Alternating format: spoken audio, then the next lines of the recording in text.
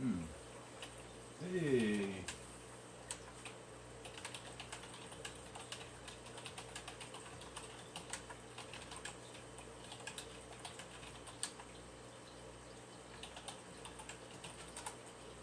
Why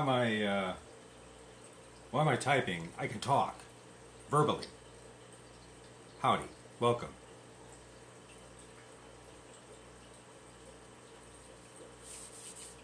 That took a while. That was kind of scary. I didn't know what I was doing. Technology and me. Oh.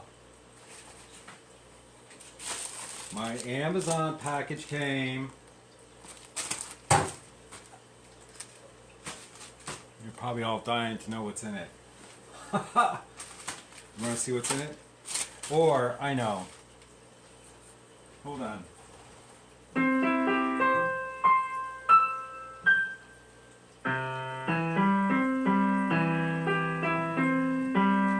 Alright, there you know.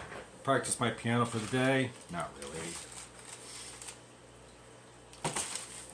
So it finally came. Ooh. Oh, it's not broken. It is not broken. Hello, Bwizzle. Welcome, Levi. I'm just hanging out for about an hour. I just want to make sure that if my other half texts me, then I'm not surprised. So I can hear this.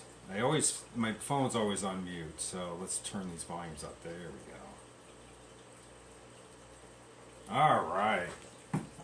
Yeah, so I'm excited. Skizzers. So I'm going to do another plenum for my tank. Yeah, I've got to practice my piano. I can play a few bars, and I've modified the theme song to the Amazon TV show. Oh, what the hell was it called? Tales from the Loop. It was absolutely awesome. 8 episodes. Jodie Foster directed the last episode. If you like Twilight Zone type stuff, yeah, I'd say check it out. It's on Amazon Prime. I hope they come out with season 2. Oh, surprise, surprise. I ordered this on Tuesday. It came today. Amazon. Wonderful stuff. It came.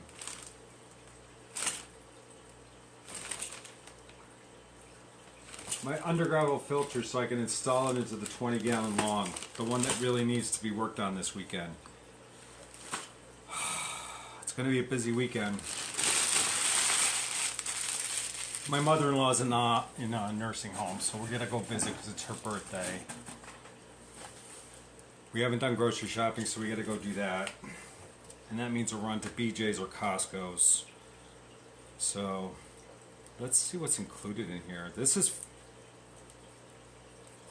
I was like trying to shop for a undergravel filter for a 20 long, and I was like, how come I can only see one for 15 and then a 29? And then it dawned on me that the 29-gallon tank is the same size as a 20 long. It's just higher. This should be like the other one for the 10s. The other ones came blue. This is black. This is nicer. I'm just going to throw it on the floor. Trash.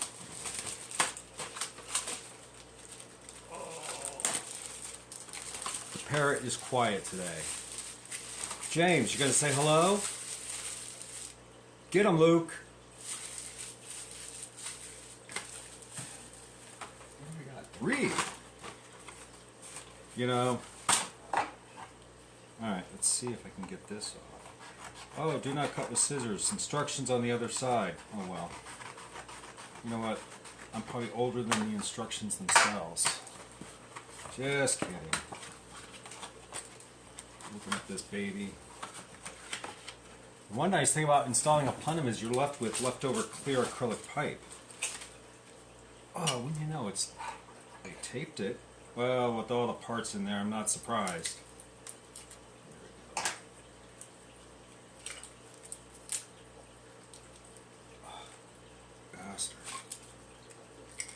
Well, it's not really like Scotch tape. Making a mess. Oh well, that's what life's messy. Clean it up. Oh. Yeah, so the nice thing is you get these long stems, and because I only use part of them, then I can use them for other projects.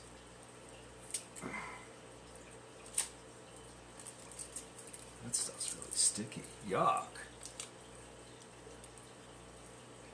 Oh, I don't have birthday. My birthday's in November, just before Thanksgiving. Sometimes it falls on Thanksgiving.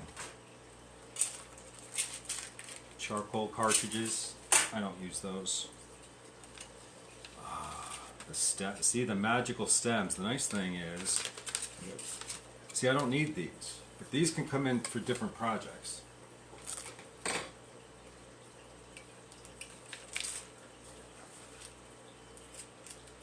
I forgot how much material was in here. Holy crap. Ugh.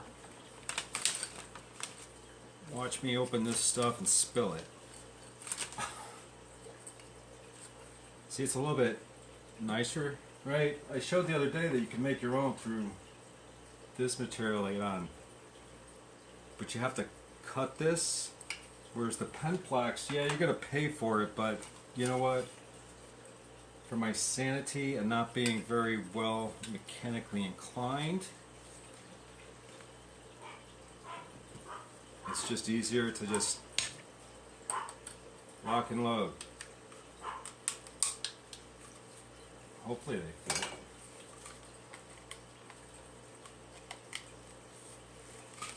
See, you're just going to do one, you only use one side. Maybe. You can use the left or the right. Let's see. Ah, there we go. Really? I didn't have this problem with the other one. Ah, there we go. It doesn't want to go in. They made the... I have to cut this. See, I don't have patience. Let's not break it. But anyway, I'll just go right in there. And that's all. You just use one side. I may have to cut a little bit of this, because this fits in here. So I'll just cut a little piece, and then that will sit on top of the little piece. So it's really going to look like this when it's done. It'll be about that high. It won't be any higher. And then you put some rock behind it, you'll never see it.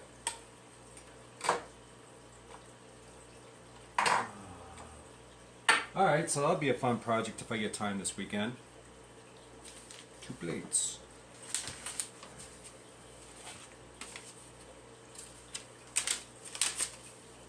Packing material. Oh, you know what else I have to do? They never used to do this. These used to come, in the old days, these were already cut out for you. Now they make you cut them out. And you get free air stones. Those are good for when I get the tiny little fry from the pencil fish and the Danios. Keep the water moving.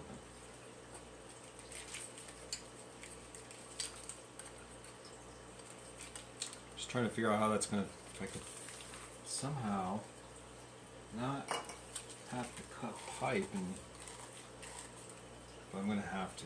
That kind of bites. Give me an excuse to go buy tools. Maybe.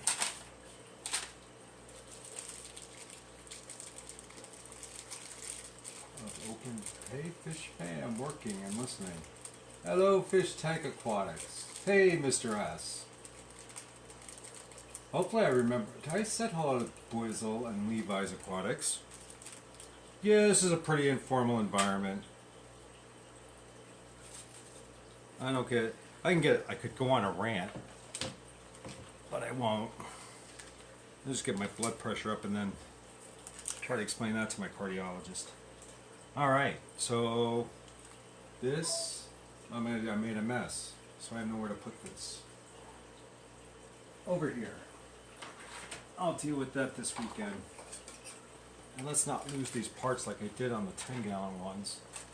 I just don't know what to do with. What would you do with these? Because I don't use them. They're the charcoal cartridges that fit into these heads, but there's no reason for me to use them.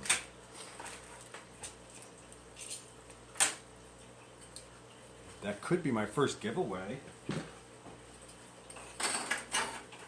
Alright, that's that. So what, oh, that's right, tank cleaning day, huh?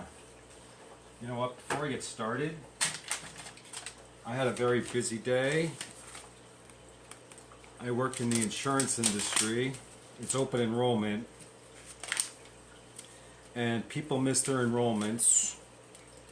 So they got an effective date of February 1st, but they want January 1, and I've been denying claims and fighting people all day. So, not claims, but denying retroactivations on their policies. And you're kind of like, I'm mentally dead after looking at all the enrollment data.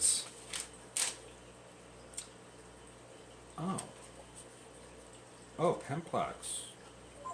Click on accounts list towards the right. I don't know. Am I going to read? No, I'm not going to read this stuff. That can go in the trash. I typically don't do surveys and I don't read instructions. Hold on.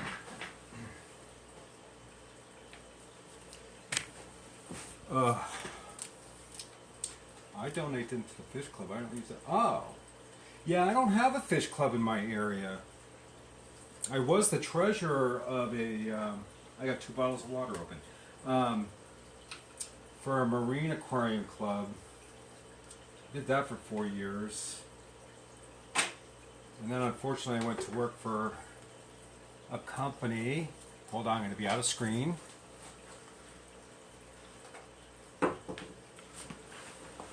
I went to work for a aquatic fish store. Unfortunately, the owner of that store was a narcissist. And also sociopathic. A little, not so much narcissistic, but, well, all narcissists are sociopathic. All sociopaths are narcissists. And here's how you tell the difference, right? It's the carbon thing that goes into the underground filter on the top. I don't use them. So this is how you tell a narcissist from a sociopath. So this is kind of like the simple example. A narcissist walks into a bank and robs it. The police surround the building and says, if you don't back off, I'm going to kill everybody. The sociopath goes into the bank and does the same thing, and the police show up and locks him in. But the sociopath says the same thing. If you don't back off and let me go, I'm going to kill everybody. So in those scenarios, which one would not only kill themselves, but also, and which one would walk out alive? The narcissist would walk out alive because they love themselves so much that they can't do any harm to themselves. And the sociopath would actually carry out the actions, kill everybody and kill himself. So sociopathic behaviors are very dangerous.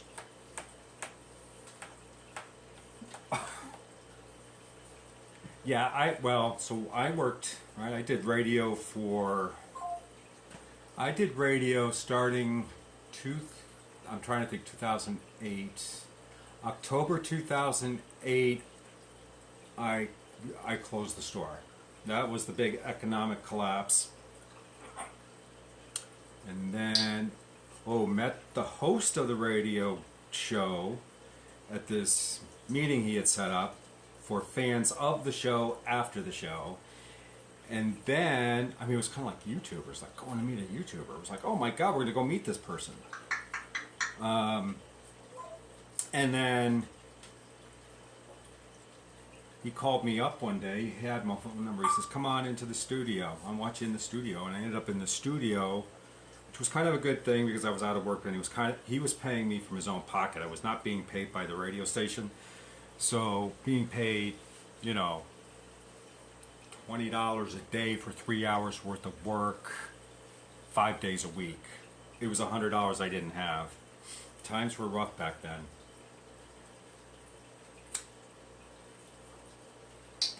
So I did that, and unfortunately he got very ill. Autoimmune disease took over, and I was after the show I was kind of became a personal driver for him, and I still stay in contact with him, but he's retired. He doesn't do this radio show anymore. And because it was political based, I don't watch the news anymore because I just can't take it. I just can't. I can't. It was a fun time, don't get me wrong. I'm gonna have 4 of these. It was a fun time, but that's over, right? Anyway.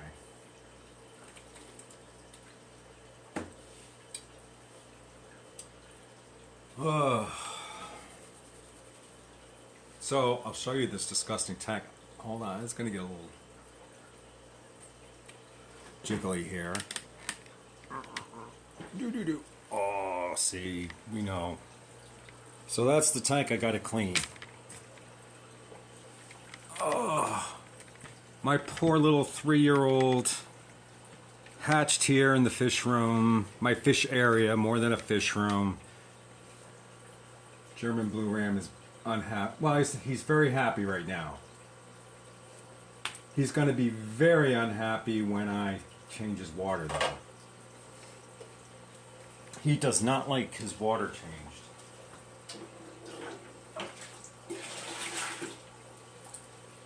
And in order to do this, all of my water buckets are outside. So if you'll excuse me for a moment, I'm going to go get them. They're my exit only buckets.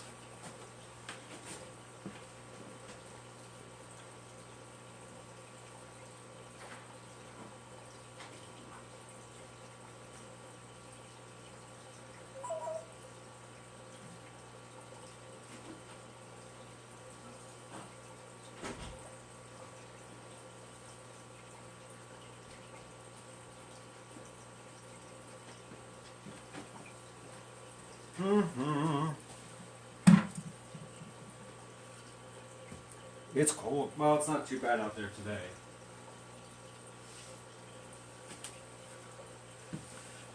All right. You know, I should really remember to put the lids on fish food because I've had spilt food. Boobala, I'm moving you. Sorry. Oh, I know. Oh no, you're not going to get the tripod.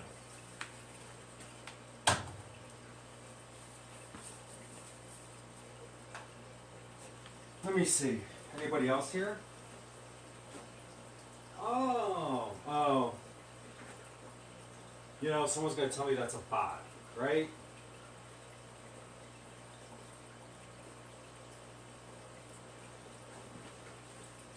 If someone can explain to me, because I don't know, why would a bot want to come into a chat room? I don't know. So,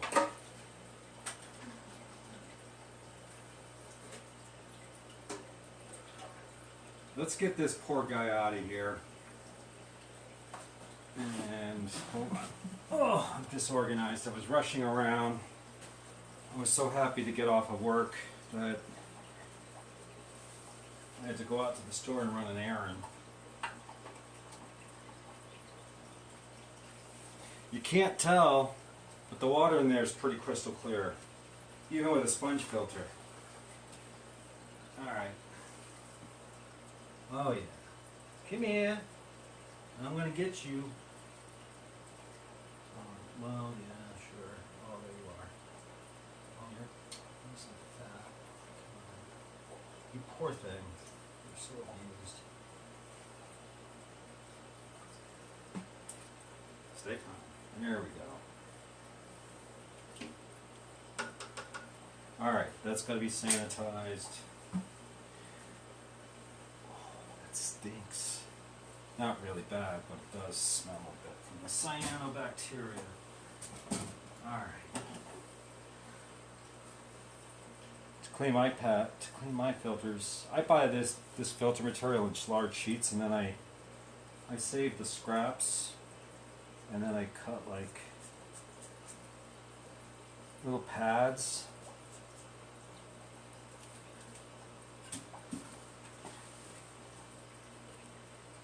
I can't hold on. That big. Not very big at all. And it does a nice job without scratching the glass. And we'll see if it's. I'm trying to save those plants, but I don't have any. I don't have luck. So what I'm gonna do is just. Yeah, I think he's actually eating them more than they are growing. I'll just go in here. I've been meaning to do this for the last 2 weeks. Life has been hectic with the holidays. This is just a bare bottom tank.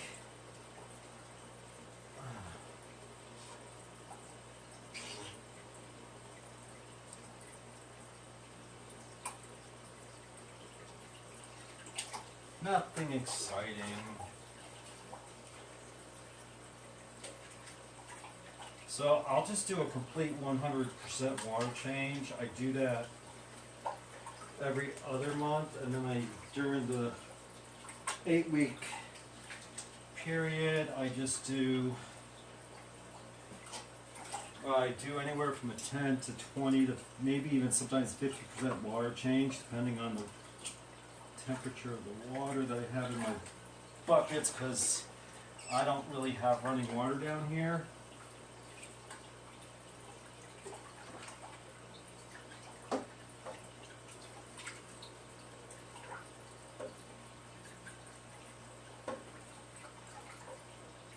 It's usually not this bad when I clean it, but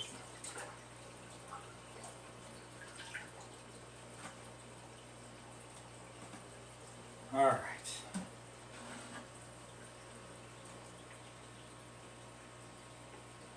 Dismantle my sponge filter. Shake it off.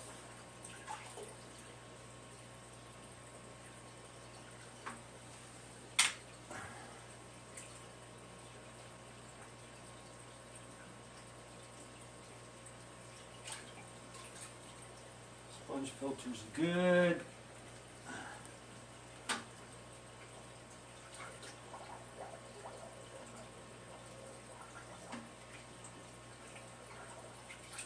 Stem's not too bad.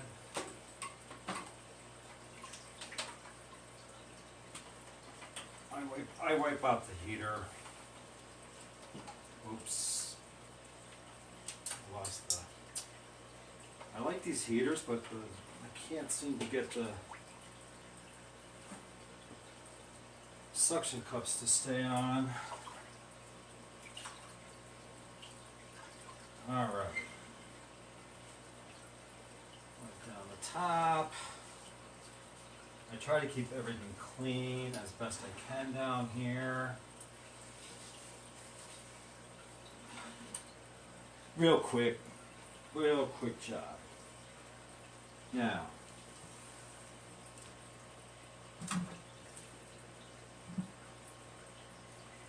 Boobala, did you eat my hose? All right. Hold on. Where did it go? You did this. Oh no, here it is. All right. My big exit hose. My doctor gets so mad at me when I tell him I suck water like this. Don't do that. I've been doing it since I was 16.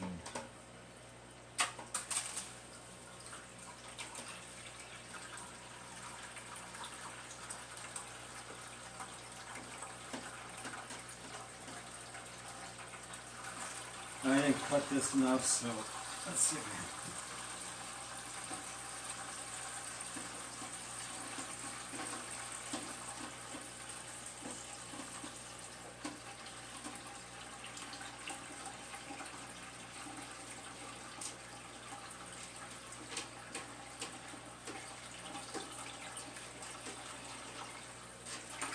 I may actually have to make another run.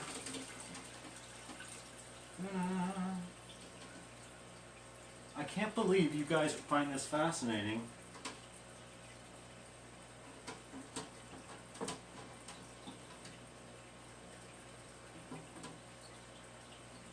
Oh, you know what? That reminds me, I really should do. Alright, let's stop the suction on that.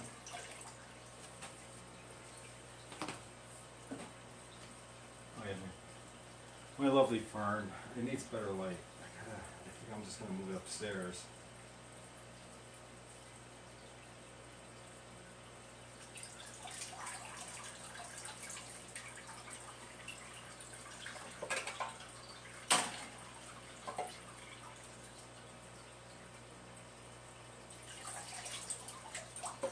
There we go.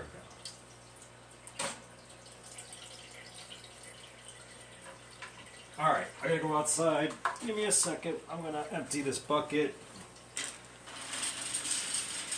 Google out. I gotta move you. You're in the way. Alright.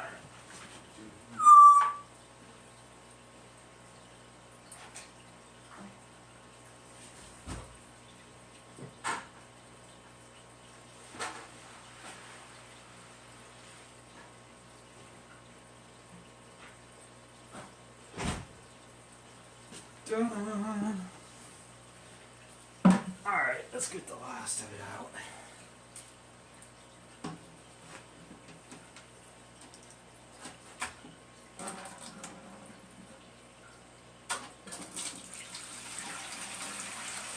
Ugh.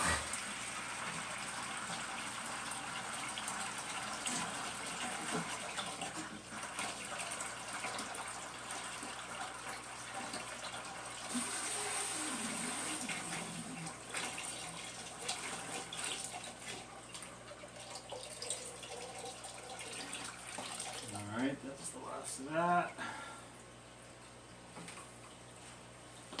Ugh.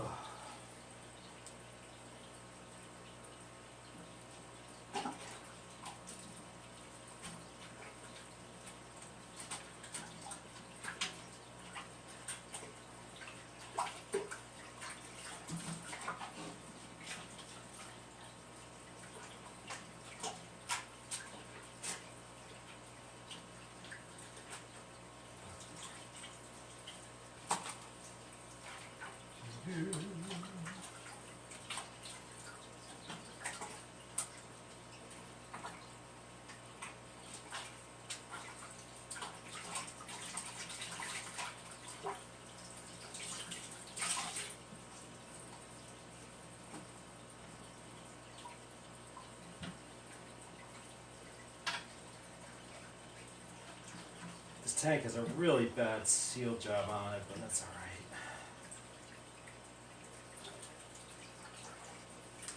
Need a home for that fish.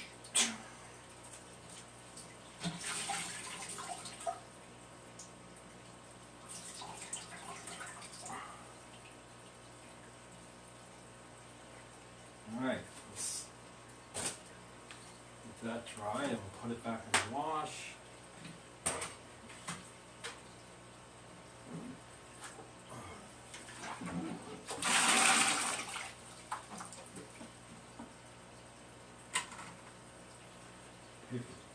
Oh, I'll just use another rag. That's why I go to the Dollar General and just pick up these things.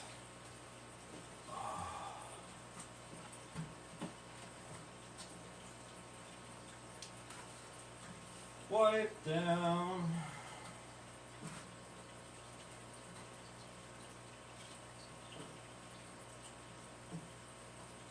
Now comes the fun part.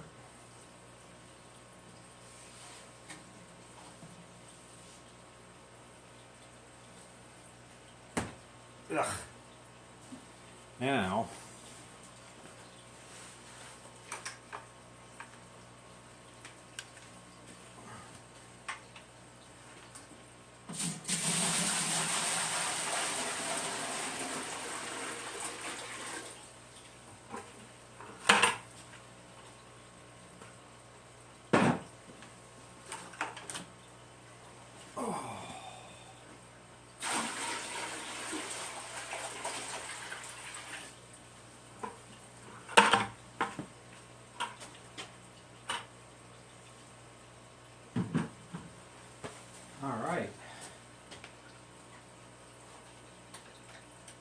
back on.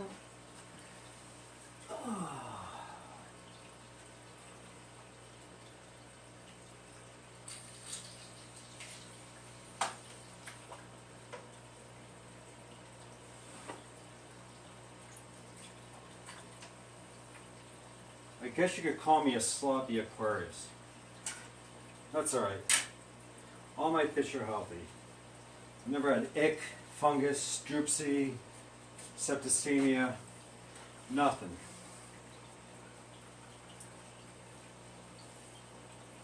There we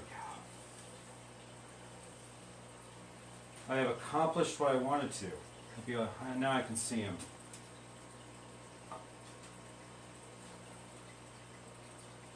Let's see.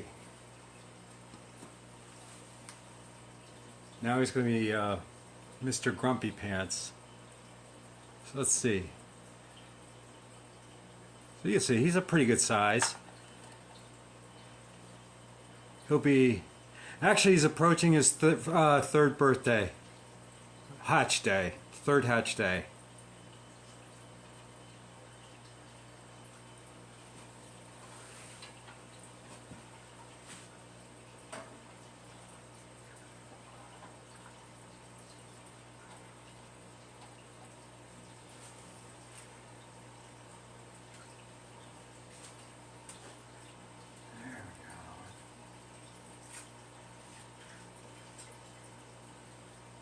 And the sibling, this one is, actually I'll have to take this off. Hold on. I'm gonna, where's my, I'm gonna flip the camera. There's my mug. Oh, I have to flip it again. And this one is 2 years old. They're a year apart.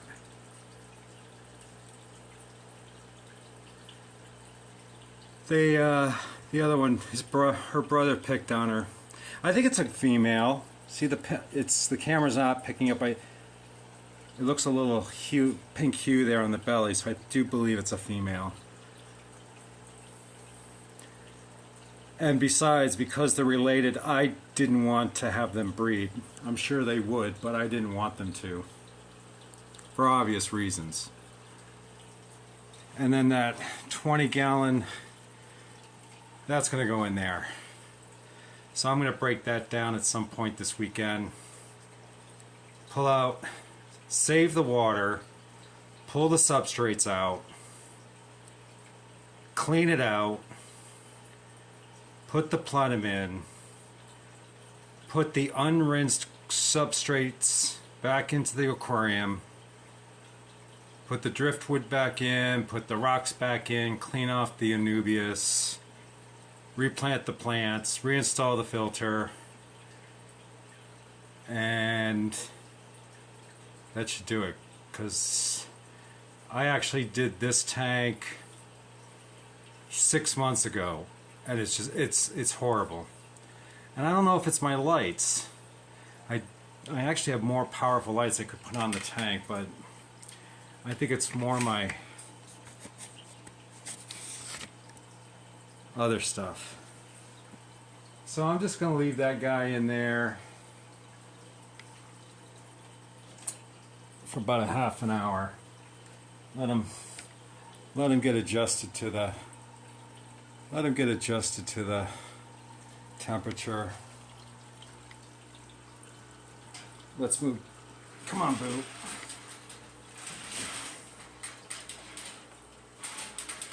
I know, you're all freaked out. You'll be fine. Let's see who else was here. I was right. Master Aquatics came in. Hello. 6. Ooh, 6 people. Actually, that's more than I had yesterday. I'm not about the numbers. I don't need the numbers. I just thought I'd come on because it's in between everybody else. And I have to be spontaneous about what I do because my work is variable. I could be working overtime. I'm glad I'm not. What if I turn this? How would that? There we go. Sorry, folks. Cameraman, I'm not. What time is it? Wow, almost 45 minutes went by. Oh, and see, look at the water. The water in that tank from the 2 buckets. Now, you would think that water would be really cold, but it's 75. And that's what I keep the tank at. I got a Ventless propane gas heater over here on the other side of the basement. I'll show you. Oh, I gotta turn the lights on or you won't see it.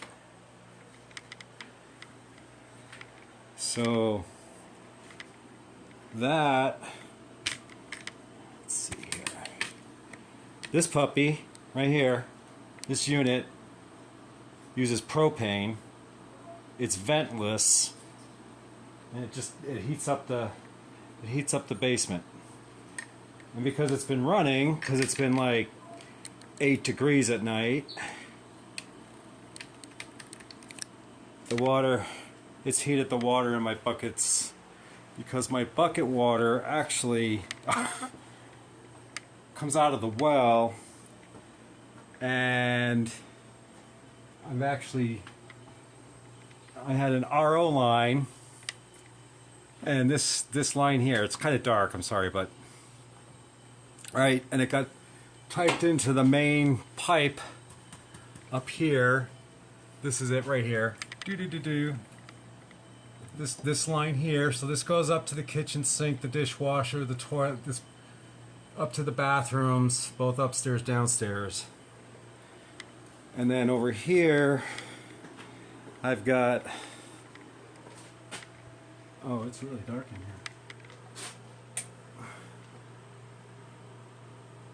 Spider webs. I gotta get in there and clean. So the well water comes in, there's a pressure tank over here to my left.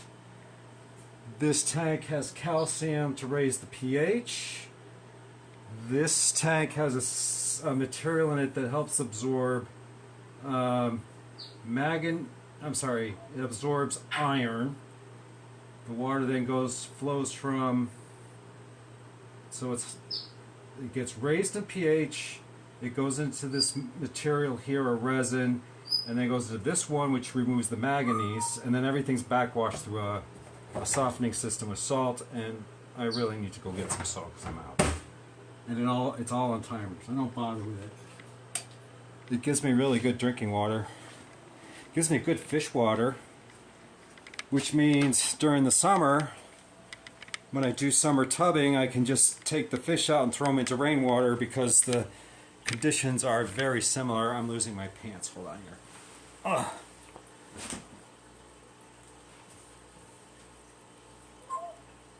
Oh, hello, new local Austin. Nice to have you.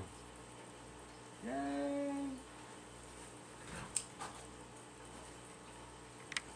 So I do all my summer tubbing with rainwater. I think I talked about that yesterday. I just collect rainwater starting in April. Boo, don't start. I just make sure the tubs are filled up, and then I go from there. I just toss the fish in.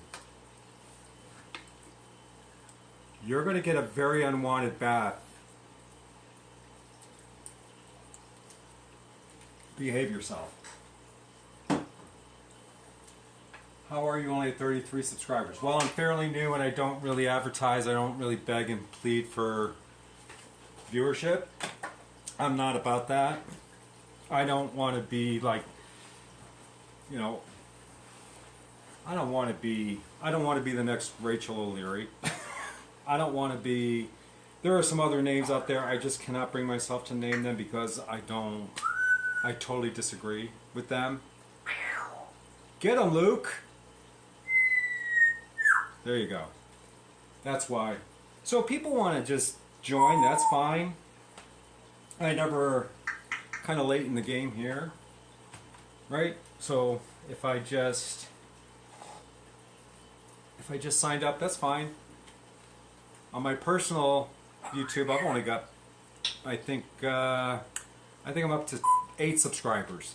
And I've had that account for 10 years, and I've got 35, 37 in less than, what? 10 days.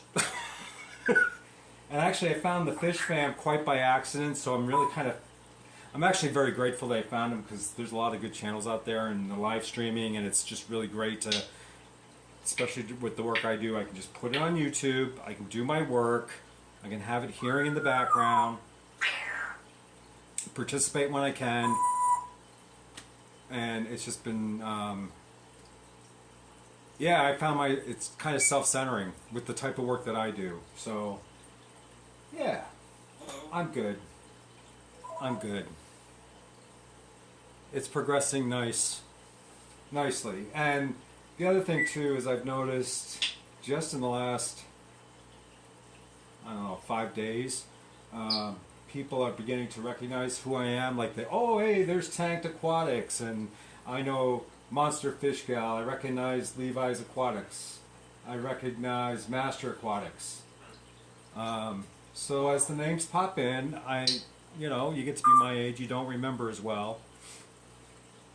You know.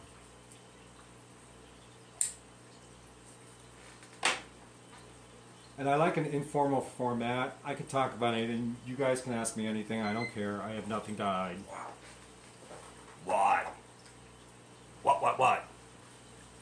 So I've worked, I don't know, some of you already know, I worked in the retail pet shop end. I started out as a volunteer, and then I got hired, and then I was like the night shift person. And then, so I basically worked the night shift from 6 to 9 at night. We were open 6 o'clock, so yeah. So I would go in around 5:30. The owner of the shop was there. He worked the day shift. I would go in. He'd tell me what tasks needed to be done. I would make sure they were done, and then I'd work until 9 o'clock. I was paid under the table. Well, first I was being on payroll, because he actually had 6 stores. That's a whole fascinating story. I can talk about that. And then one day, it was a Sunday, and I remember it clearly, as if it was yesterday. And it's been, I think that phone call came in 1980. Hold on. It was 1988. I walked. It was July. I walked in on a Sunday afternoon. We opened at 12 o'clock in the afternoon.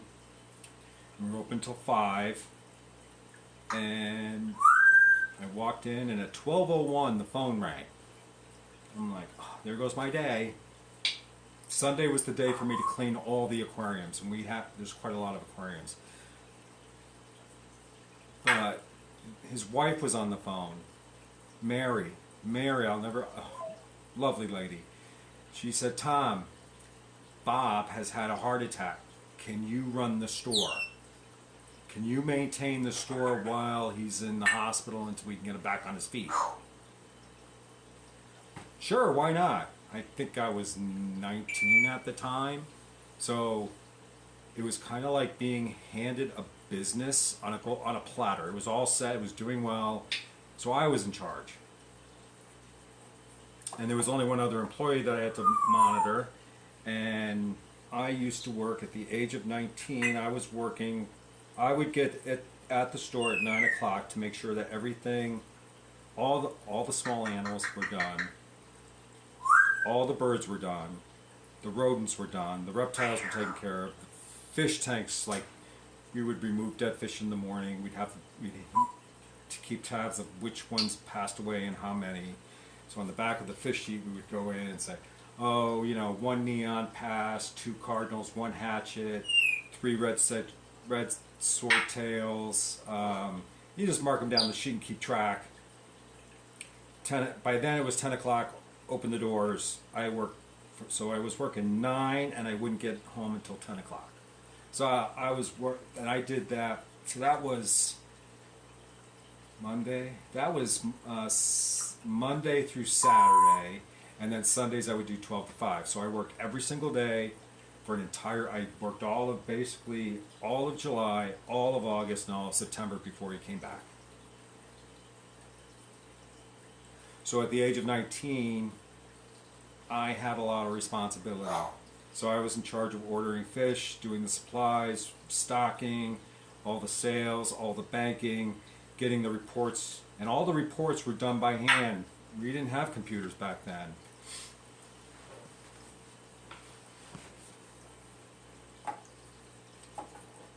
As a matter of fact, we had an old NCR cash register, and I remember one day the main anchor store in this plaza, it wasn't a mall, it was a plaza, so it started off with like the grocery store, and then a bank, and then there was a town bakery, a package store, a drug store, a sewing store.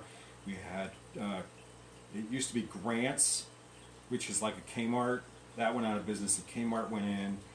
And then there was like a Hallmark store, and then there was a couple of women's clothing stores. There was another bank, and we were down this hallway. So you wouldn't even know where we were in town unless you asked somebody, because we were down the hallway. Down the hallway was a barber. That barber shop is still open, and the same people are working there. And it's been over 30 years, but they're still showing up on the town page, Facebook page. And then the radio store, the radio station was there, and I made friends with the first female director of a radio station, and so I was friends with her. And then she actually put me on the air. She wanted me to go on the air and DJ overnight. I was like, oh no, I can't do that. Yes, you can. It was all soul music. Whatever. And yeah, so we were down there, down in this little hallway. The store was less. It was about 1,000 square feet. Actually, the sellable space was under 1,000 square feet. I'm trying to remember the dimensions of the. It was only, gosh, 20 at max. It was 25 feet in this direction. So, right, and then it was about. I'm trying to think, 100, maybe 110 feet long. So it was very narrow, but very long. And I used to work. And then the guy had one store. He had 1, 2, 3, 4, 5. He had 6 stores.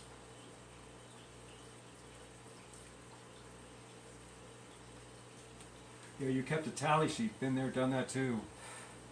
Yep, did everything on paper and an NCR register. That's where I was going with this story. I get sidetracked. So we had a thunderstorm come through, knocked out power to the plaza. It was Kmart's operating procedure that they would kick everybody out of the store, including employees, to prevent a theft. Our doors were open. We were still selling stuff. They were all on electronic. It was the real big, old, clunky POS systems. They didn't even have, not that they had monitors, but they would have PLUs, and they could, right, no scanning, everything was still typed in. Had a worker come in. She'd come in every once in a while. She says, "Oh my God, you're still open?" I was like, "Yeah." "Oh my God, how do you run the register?" And it was like, so I rang her out, and I said, "Well, the power goes out, we get to crank it." So you go, she'd buy whatever, some bird food for her parakeet. So you go $1, you go 129 subtotal, and then you would crank the handle and it would do the register thing. And then we had a plastic chart. It was probably 2 inches by 3.5 inches, like that. It was like that. And you would look up the sale at $1. So it would be set up for the sales tax. It would say 0.001 through 0.99. And I was like, okay, it's not that. You go to the next one, and when your subtotal sale fell between the two values, you would use the tax amount next to that range of numbers. Then you punch in, let's see, so that would have been 7 cents tax. So you type in 7, you put this right on the column, you hit 7, tax, the tax button, and crank it. And meanwhile, as you're cranking it, the printer mechanism inside is printing on the paper and advancing it line by line. Then you hit subtotal again, and then in the register give you subtotal. And then she hand you, right? And I said, well, and then she was like, oh my God, it doesn't tell you how to give change? I was like, no, not change, right? So call a dollar, so it'd be like $1.36, $1.37. She handed me $10. Right, so I gave her, counted out the change. It was like, oh my God, no! How do you know how much change? It was like, you just count it back. It's not that difficult. I'm still amazed today that nobody knows how.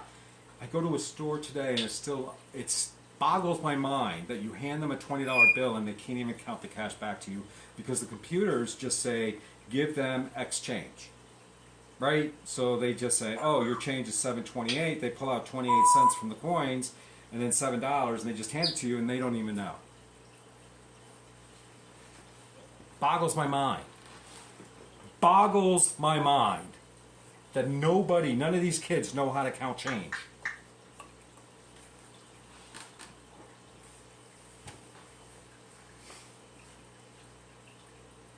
Those were some of the old-ass registers. We had one of them started back in 1978. Yeah, I would say that these NCR registers, oh my God, they must have been,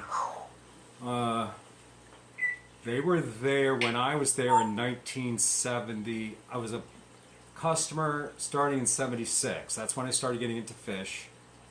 Maybe early 77. That register was still working to this, up until I left. And so I left that store in 1997. I started in 1980. And I left in 97, that register was still working. And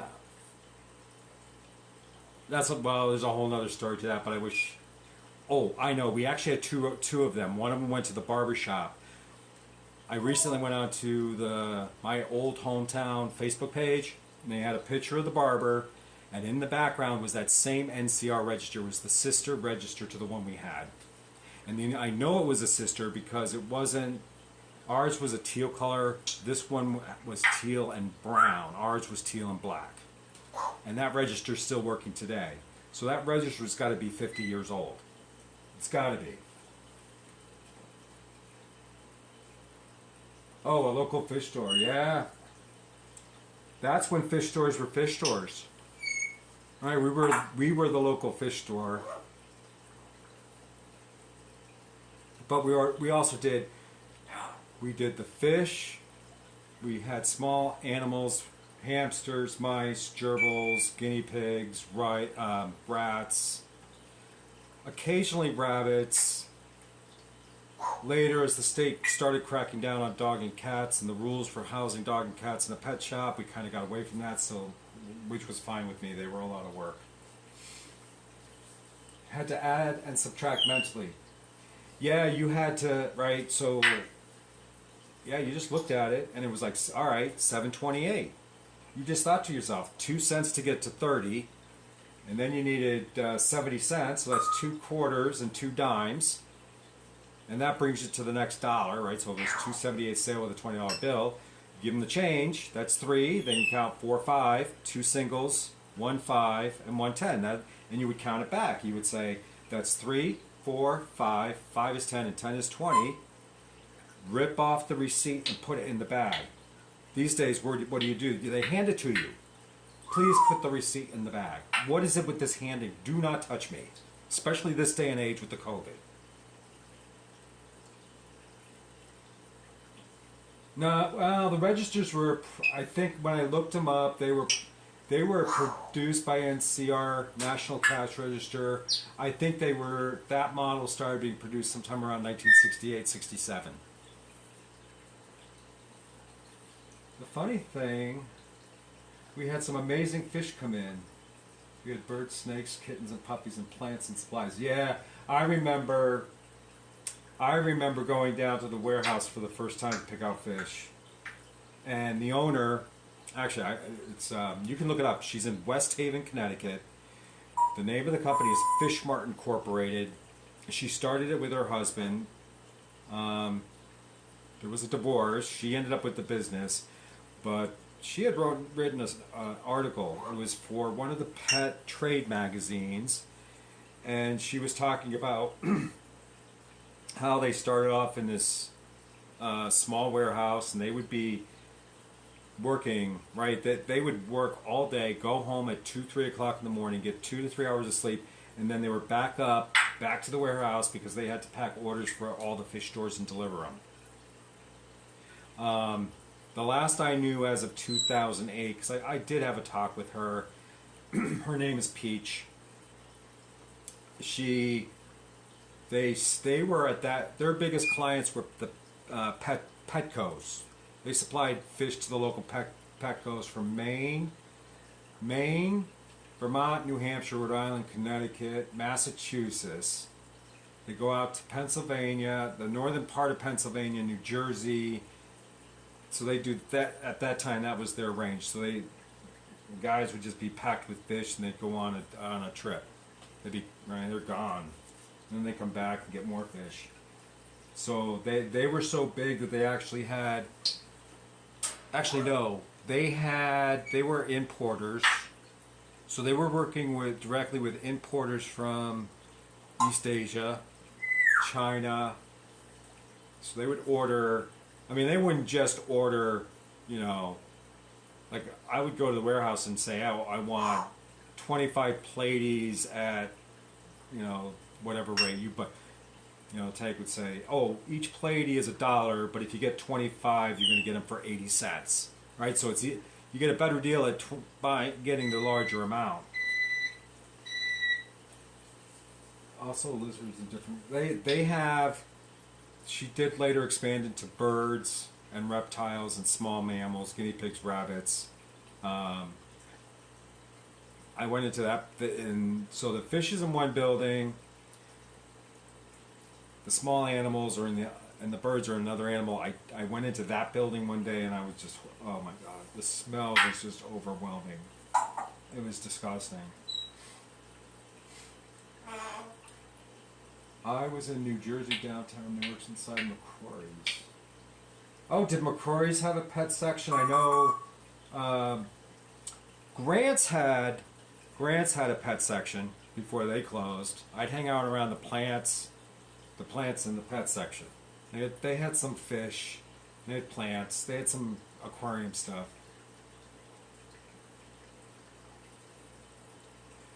So our shipments came in, yes. No, our shipment day, our pickup day that we would go would be Wednesdays. Or was it Tuesday? Tuesday was the better day because all the flights came in on, most of the heavier flights with all the fish came in on Monday. So when you went down to the warehouse on Tuesday, you got the cream of the crop. Wednesday was good because there was usually leftovers. You didn't want to go on Thursday or Friday because they were pretty much empty. And even our local, so even back, even starting in 1982, they had, no, I apologize. When I first went down there, so I started working there, let's see, so it was prior to 1980, so it was, when I was hanging out, it was 78 or 79. I actually asked the owner if I could go down to the warehouse. He said, yeah. Oh, because he had a partner. Paul was his name. Bob was the big owner. Paul was the little owner. But Paul was much bigger than Bob. Bob was this stocky guy. Paul was this big 400-pounder. Nice guy, sweetheart. Sorta. He turned out he was thieving. He was thieving money from each of the registers as he was dropping off his orders that, for each store. But that's another story. But he's let me go down. So even in 78, 79, the warehouse, Fish Mart Incorporated, they actually had marine fish. Because the first time I went there, she had seahorses. And she had 2 male seahorses giving birth. So there were 2 male seahorses giving birth to baby seahorses. It's kind of cool.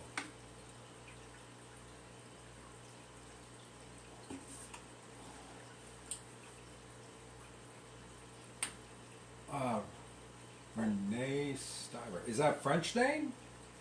She was about 22 years old and I was 15. Huh. Yeah, so my store actually went through many managers. There was Fran, the daughter, Fran, the mother. There was a Debbie. There was Short Debbie, and then there was Tall Debbie. And then there was my friend Carol. So that's how I met my friend Carol. We've been friends since 1980, so we've been friends for a very long time. She was actually here at the house this past weekend, and kind of kick-started her back up into the aquarium hobby again. So she's quite thrilled. She was all excited. Gave her some whole bunch of equipment for Christmas. I said, "Here you go. I'm not going to use it. It's excess." Some of it was used, some of it was, but it was good used stuff. And she said, "Oh no, I'll take it. I'll take it." She doesn't have a lot of money, so she reuses and recycles, and that's fine. I bought her some new plants and some new fish, and she was all set and ready to go. So I'm waiting for an update from her. I think being back in the fish hobby back in those days, you're always learning stuff. Always. And I remember when discus were coming, wild discus were showing up in the store. And everybody was like, wow, they'd all look in the tank like, oh my God, look at that.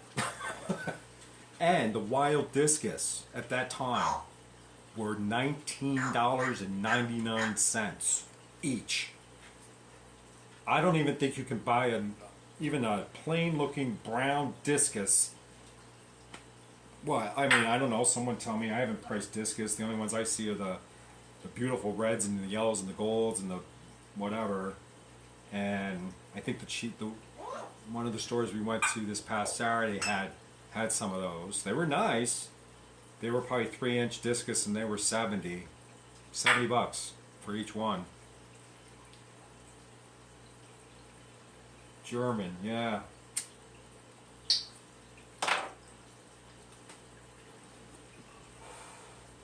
So, yeah, those were the days, I'll tell you. I learned so much. That's really where I learned all about life and responsibility and having a work ethic that stays with me today. I see people today and they're like, oh my God, I got a hangnail, I can't come into work. I work with people like this. And then I work with other people that come in, they're coughing and hacking with the flu, and it's like, what are you doing here? What are you doing here? Why are you standing next to me coughing and hacking? Get away from me. If you're sick, please stay home. Please. I don't need to catch anything.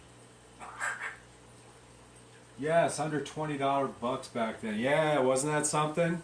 I mean, I remember neon selling for 49, 59 cents. Cardinals were a little bit, they were 99. And then we would have sales like get three neons for 99 cents. Get three cardinals for $1.99. Get 5 zebrafish for 99 cents. Angelfish, $1.29, $2.29. Man, those were the days. And even back then, right?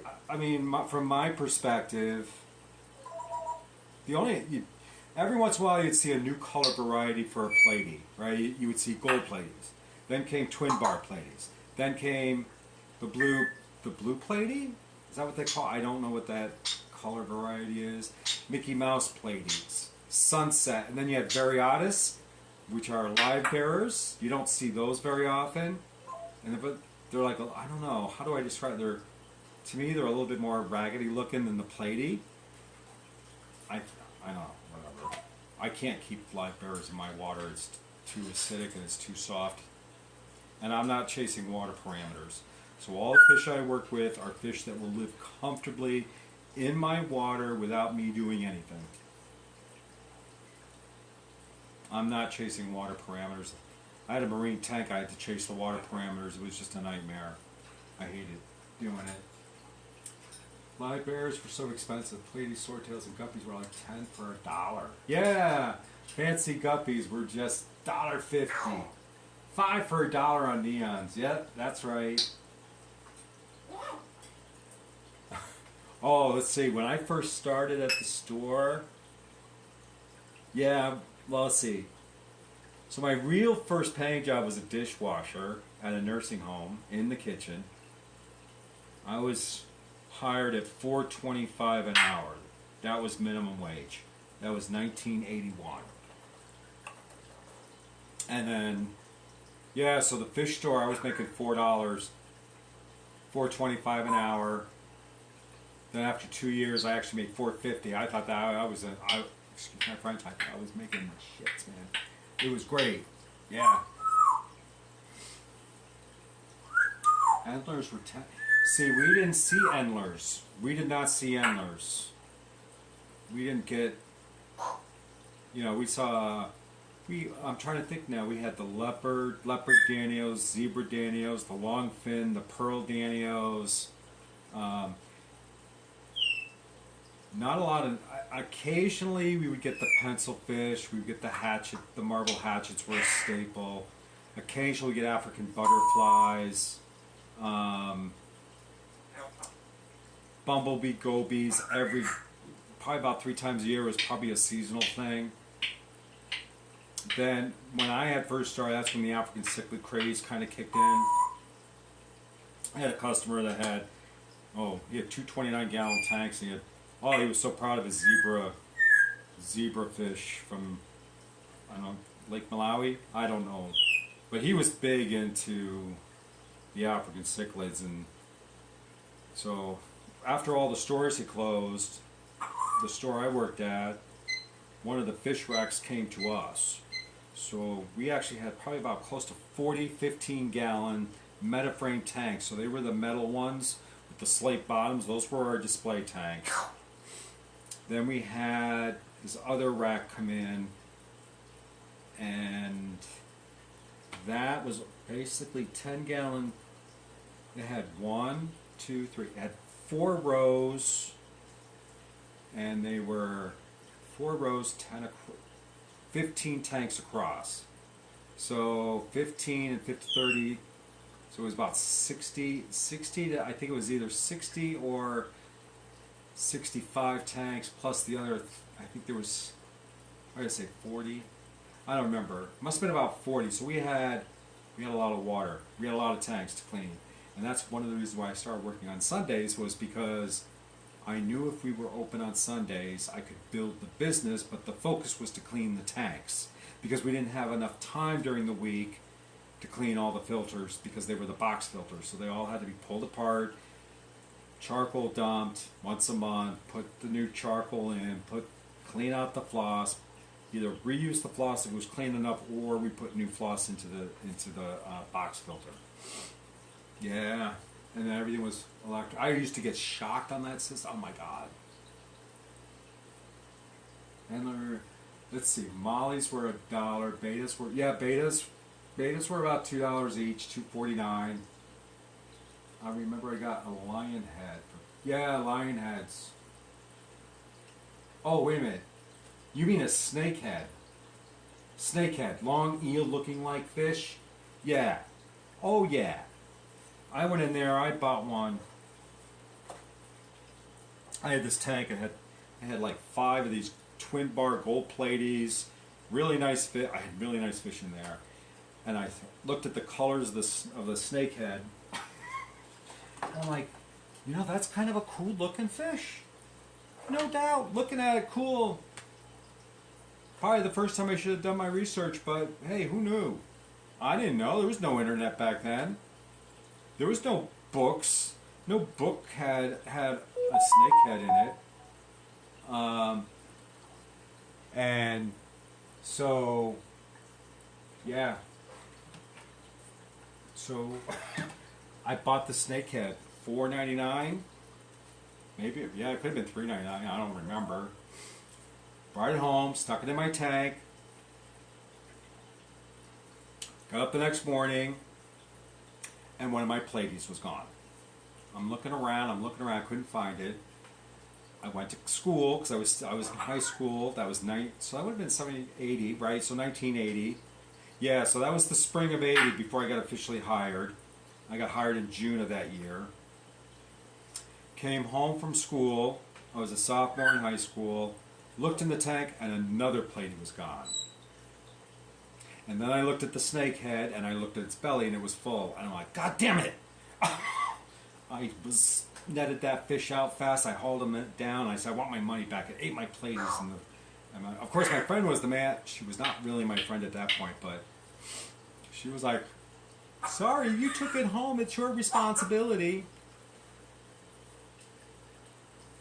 Hilarious, right? No, I didn't think so. I lost $1.29 fish. 2 of them. Right, so let's say 2 fish at just about $2.50. That was a half an hour worth of work. Right? So prospectively, that's expensive.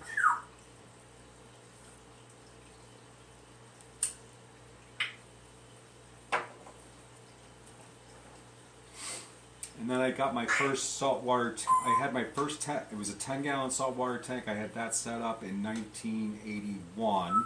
I set that up in June because the high school was closing. They had a marine tank set up and they needed someone to house the fish. So I had I'm going to hang my head in shame with this one.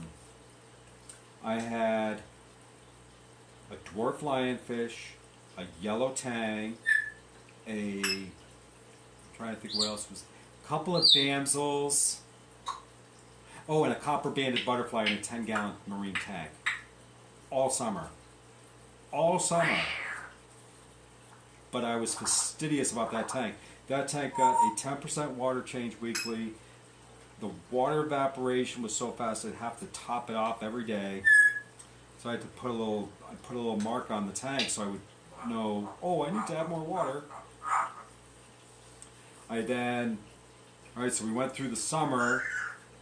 The tank at the school was ready in November, so I had them for June, July, August, well, most of July, August, September, October, November, so 5 months living in that tank. Hauled them all back to the school, put them back into their big tank, and they were still going. They were still going when I graduated. They were all still alive. But I didn't know what I was doing. There was nobody doing salt water that I knew of. I tried to talk my boss into doing salt water. He was like, no, that's too much work. Yeah, see, I did get a discount. We had a 20% or 10%? 20% discount. So when I started working there, then I got my fish for less. I never took fish. I always paid for my fish. I always paid for everything that I took out of that store. And I would log it. I would leave my boss a note. 2 platies, 2 neons, whatever price. Just to let him know. On the up and up. The inventory was kind of... wasn't like... because it was... right, it was a visual... It was a visual system, so you never... The owner didn't know. If I bagged up 3 neons, what was he going to know? Right? If you have 25 neons in a tank, you take 3 home. If you're stealing 3, you're not really going to know, but I paid for all my fish. Because that was my bread and butter, right? So if I paid him, it was just really coming back to me in a salary.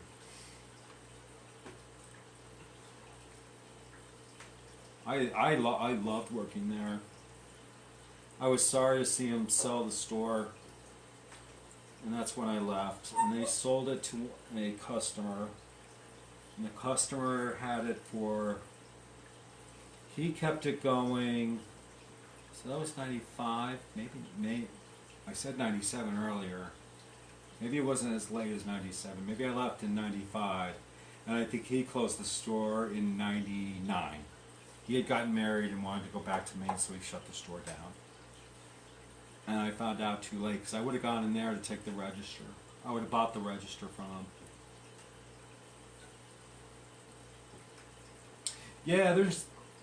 I mean, I don't know about you, but customers would always come in and say, oh my god, it must be really fun here. You get to hold all the animals. And I would just look at them and it's like, yeah, no. No. We were on a schedule. Mondays was small animal day. Tuesdays were the birds. Wednesdays were change the walk. We did a 15-20% water change at the store every week, so all the tanks got drained, all the filters were checked, and then we'd fill the tanks back up. Thursdays was inventory day. Friday was delivery, and then we'd spend Friday putting stuff away. Saturdays were more relaxed. Saturdays were fun because we really just made sure the store was straightened up. The boss was working. I would be there just hanging out. I had nothing to do. I was kind of a geek in high school. And we just have fun, help customers. It was fun. I really miss working there. Very fond memories. I was thinking the other day, I've got one item left from the store. It's a rock.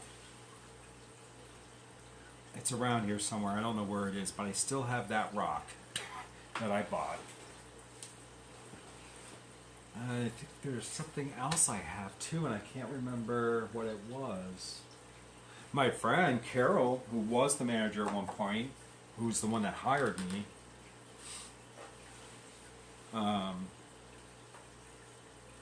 she's got the old little bird cages, the wire ones, you hang them on the pegboard. All the fish tanks had underwater filters and corner plastic.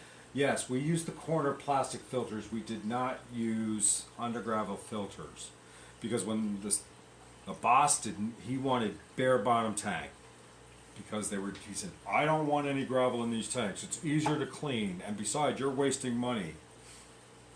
Well, somehow my friend Carol had convinced him to allow her to put gravel in the tanks. So we would just put a little bit of gravel just to showcase it, and my friend Carol was right. Once the gravel went into the tank, we started selling different colored gravels. We sold gravel by the pound. You could buy it in the bag. So we would have buckets of gravel because every once in a while a 5-pound bag or a 10-pound bag would break open. So don't throw anything away. Don't tape it up. Just pour it in the bucket. And then you have pink gravel for sale by the pound. So if somebody bought a goldfish bowl, you could sell them a pound of gravel, and then you could sell them the fish food. The other fun part too was Christmas Eve. That was awesome.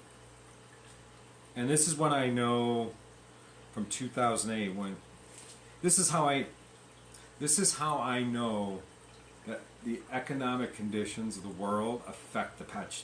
Either a small mom and pet shop like that or even a small aquatic store, because Christmas Eves at that store, when I worked with the boss, when he took over that store, because after he closed them all down, even though he lived 40 miles away, that was the store in my town is the one he opted to keep.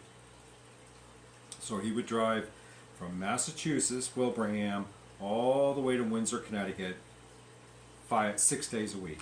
Monday, Tuesday, Wednesday, Thursday, Friday, Saturday. But, so when he was there, he had built up the business really good. So Christmas Eve, we would do really less than 1,000 square feet of space. We'd do 5 on a bad Christmas, 4 or 5,000. On a good Christmas, 6,000 to 7,000. I think we had one $8,000 Christmas just for that store. That was phenomenal. That was a good year. But part of so when people ask me, they were buying tanks and stuff, what do? Use an undergravel filter. There's nothing wrong with an undergravel filter. As far as I'm concerned.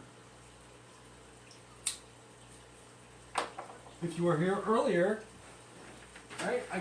Amazon just delivered the 29-gallon filter. This is the undergravel filter for my 20 long. So this is going to get installed. Because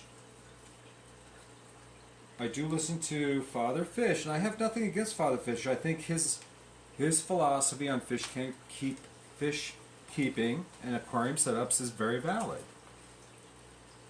I just disagree with the fact that you're going to create, right, because even today he said that the water was going to flow through the substrate. Well, no, right? If you don't have room for something, that glass panel at the bottom of the tank is a wall. Where is the water going to go? It's not going to go back up. Gravity, right? Gravity pulls things down. Water has the path of least resistance. It's going to sit there, and it's going to be an anaerobic condition. And you're, as far as I'm concerned, you are asking for trouble. Oh, so you must have had, how big was your store if you did that kind of money? Hey, Mr. S, how are you? Oh yeah, I was dead tired on Christmas Eve. Running around, we would sell aquariums, we would sell, not too many gift certificates, but we would sell fish tanks and the equipment. We'd sell the birds, we would sell all the equipment, and then they would get a certificate to come in to pick up the bird, because it was the bird or the fish were already, right, so they could pick up what they needed. So we were busy right up through, right, you probably remember the economics, right? So your sales started picking up after Labor Day, right? Back to school, right? You were down here. Back to school, Labor Day, November, December, Christmas, you were way off the chart. New Year's, you're still up here, and then January, you kind of level off. February, March, April, May, June. So June, July, August, first part of September is kind of your quiet months. Not a lot of shipments coming in for livestock. You get them just to kind of have them in stock, and then boom, boom, boom, everything recycles again. You were inside the department store, so we killed during the... Oh yeah, department store. Yeah, I could imagine that. Yeah, you had more foot traffic than we did. Yeah. I mean, I remember, the parking lot would be full. No parking spaces. Kmart. Right, that was the killer place. They did most of the traffic. But because of them and the other stores, they'd come to us. And I remember one night, it was a Friday night. I was supposed, right, close at 9, had a whole bunch of people come in at 8:30. 4 different families, they all came in and bought aquariums. And I was all excited because I had done, oh my gosh, when I was done at the end of the day, I think I did $400 or $500 worth of sales between the aquariums, the hoods, the stands, the filters, the gravel, all that. And I came in, oh my God, Bob, did you see how much business I did? And he was like, I don't care. And I just looked at him puzzled, and I'm like, I did $500 worth of stuff. He said, I didn't make any money off of that stuff. I'm going to make my money if they come back. I care about the fish. I make money off the fish. I make money off of all the, right, he doesn't make money off the bird cage. He makes money, a little bit of money off the bird cage, a tiny little money off of the bird, but he makes the money off of the bird food, all the bird supplements, the bird toys. That's where the money was. The money wasn't in your hardware, it was all in your software that goes along with it. Because you buy a bird or you buy a fish, you need to come back and buy something. So, right, so if a tank's going to last you, if you take care of it, the fish aren't going to last you. So the fish are going to need replacements, so you need to put that, right, that's your software, you're going to put the fish in there, and then they would need to buy the water conditioner, right? Oh my God, yes sir, Sears was the ship. Oh yeah, Sears. I remember Sears. We don't have Sears around anymore. They all closed up. The automotive centers at Sears stayed open, but they eventually closed about six months to a year after the Sears department store closed in our areas. You're right, all the money was made in the fish. So the supplies were pennies. Yep. Or, right, it's the turnover, right, you only make, I'm trying to think, well, I don't know what things cost back then. Right, we sold a lot of Tetramins. So you sold a thing of Tetramin food for $2.29. Right, you're making maybe, what, 40, 50 cents off of that. But you're buying it every 6 to 8 weeks, so that's where your money. So you're getting those repeat customers back and forth. It's like that still today. Money, yeah, I will tell you that the money's on the fish.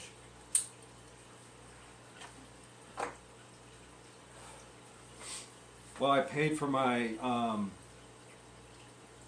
son Danio's Axelrod eyes. I thought I got a good deal. They were $8 each. Got 10 of them.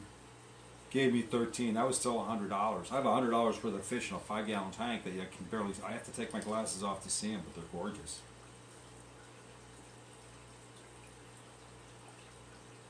Yeah, there was a formula we used to calculate pricing, and I think go back. We used to say, okay, if it cost $1.29, we would divide it by 0.3. Yeah, that's what it was. So an item that cost the store $1.29 to buy from the wholesaler, we would mark it up 3 times to be $4.30. So right, so the calculus says $4.30, so we would make it $4.29. That's where we made the money on the dry goods. But some of the dry goods were so expensive that the prices were kind of like a 10-gallon aquarium kit in 1980. That would be the tank, a filter, a net, a heater, right? We're talking about a box filter, a small net, a thermometer, a heater, a net. Right? That was the kit. Your gravel was separate. Your light was separate. But you could buy that kit for $20. I don't know. I go into Petco. You can buy a 10-gallon tank for $12. I still see 10-gallon tank setups, the basic kit, occasionally on sale for what, I don't know, around $23, $24. So the price really has not really increased since 1980, 90, 2000, 2010. 40 years, and you can still get the same thing for about the same price. There's not been that much of a big increase. Oh, Select Pet, hello. Oh, you had a pet shop. We only sold feed food to get them to come back. We didn't make the money on food or tanks, but we did everything.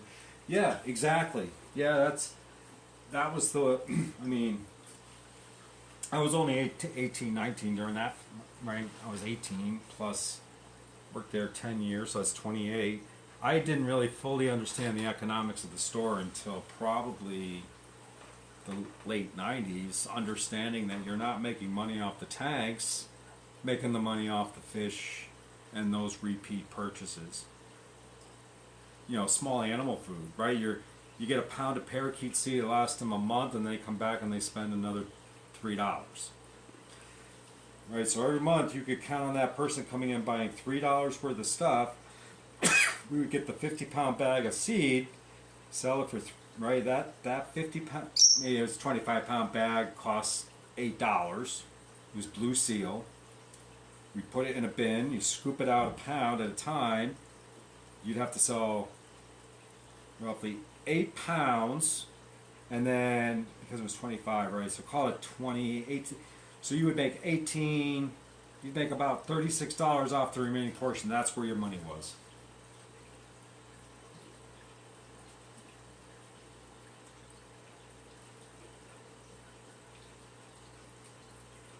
Yeah, so we had that. Yeah.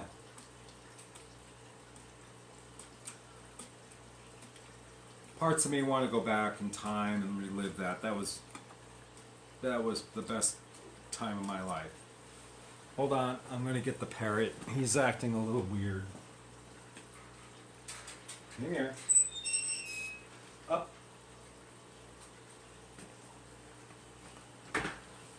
Say hi. Say hi. Hi. Up. Thank you.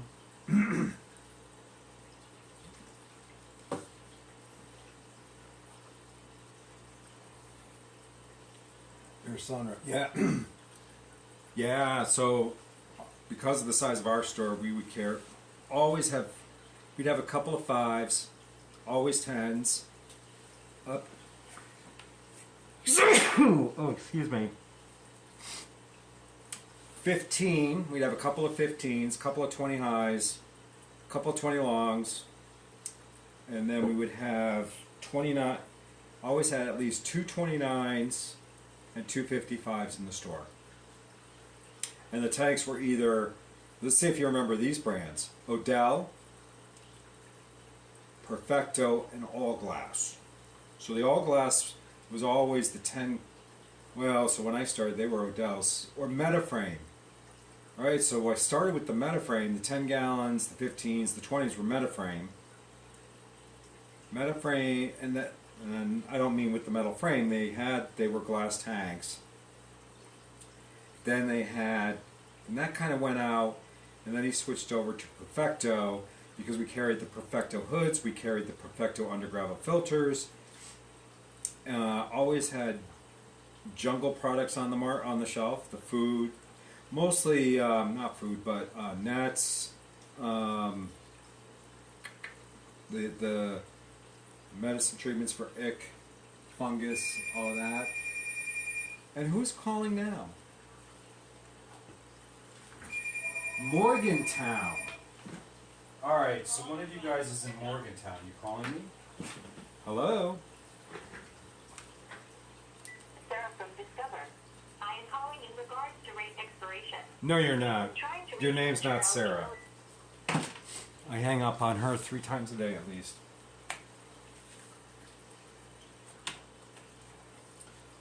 What time is that? I bet there's other people streaming.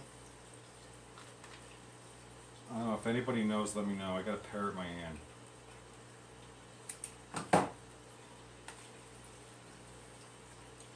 I just did this on a whim again today. At least I was doing something, cleaning a tank. I clean tanks fast. I don't mess around.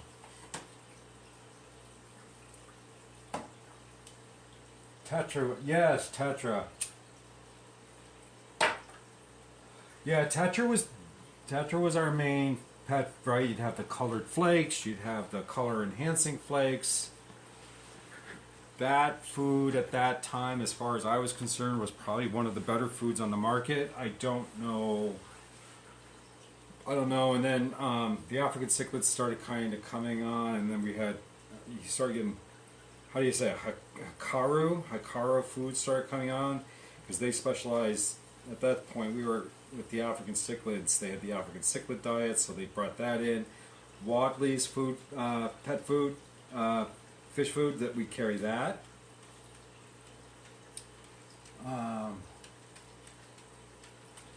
S says no.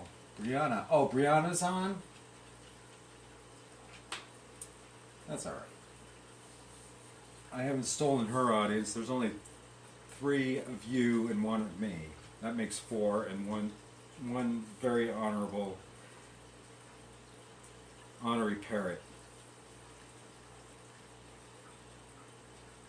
Huh, yeah. Up. Thank you.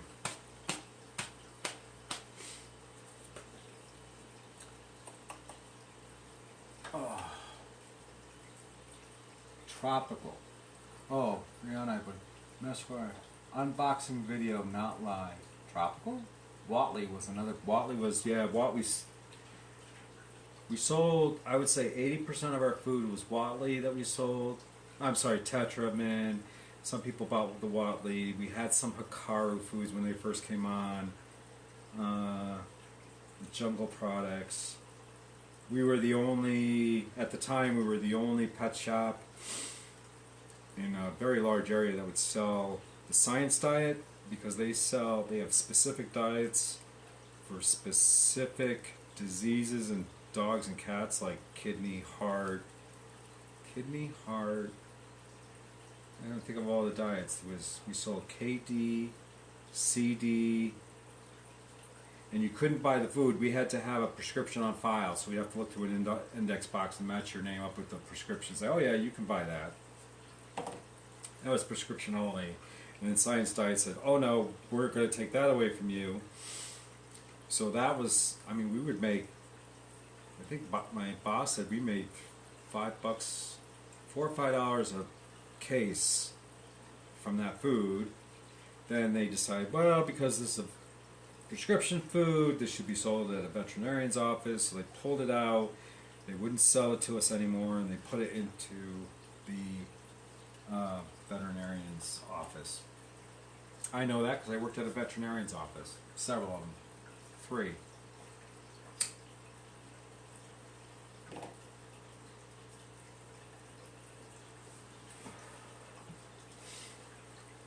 Trying to think of what else. I'm just trying to think of any other unusual species we would get, but there wasn't like a, I mean, we didn't have a lot of these, like Danio Chopre, Danio Tinwinis, Danio Kyathits. Maybe the Danio Kyathits were on the market, but they weren't in my area that I knew of. Back then, we were the only pet shop in the area. Soon after years I was open, but I was already in college when that happened. Yeah, so I left. I didn't go to college. I went to college while I was working there. And so I was working part-time at the pet shop. I go to college part-time. I didn't know what I wanted to do.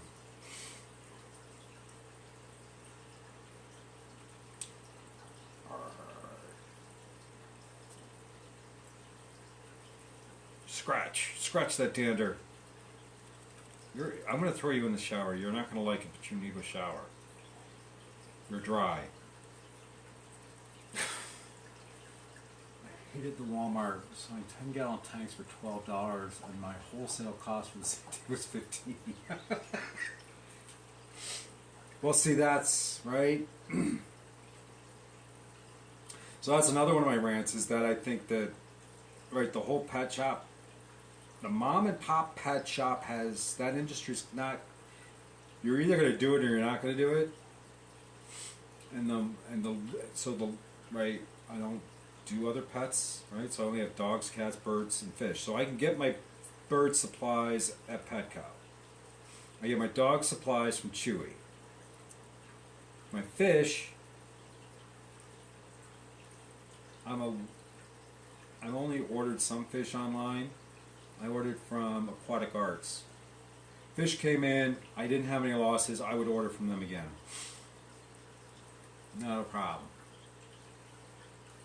I just don't, having worked retail, buying wholesale, and I'd really like to get that wholesale price, but I do support the local fish stores as much as possible. All my fish come from local fish stores. Guys are like, you know, you can order these online cheaper. I'm like, right, but you're in business. You have things that I don't have access to, and like, I may come to you because you get these fish, and I go to the other guy because he can get those fish. So I'm buying from you to keep you in business so that you can put food on your table. I don't want to be, right? So I do buy, yeah, I may spend $3, $4 more, but it's okay. It's alright. I'd rather do that. Mostly all the betas in our shop are amazing. Double tail, odd colors, mostly long fin, the color. Oh, see, now I remember, right, the betas were just betas. Long fin fish came in blue, red. Blue and red were the most common. A couple of mixes. Then you get the female betas, so you'd sell those, but you didn't see any of these other wild type betas. Oh. What are you doing? You're being a pain. You're gonna chew my chair.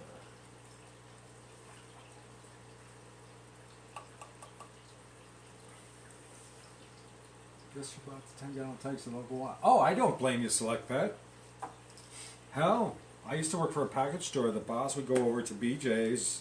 He'd buy Coke off their shelves and sell it at his store because buying it from the Coke dealer was more expensive. I get you. I do the same thing. Oh yeah, I like going into the stores. I like going in and looking at my fish. That's one of the reasons why I'm kind of hesitant about buying online. It's like you see the picture of the fish, but that's a picture. You don't know if that's the fish that you're getting. When I bought my licorice gouramis, I was like, cross my fingers that they look the same, you know. Lucky enough, I lucked out. They were really good quality. I have nothing bad to say about aquatic arts. I'd do it again.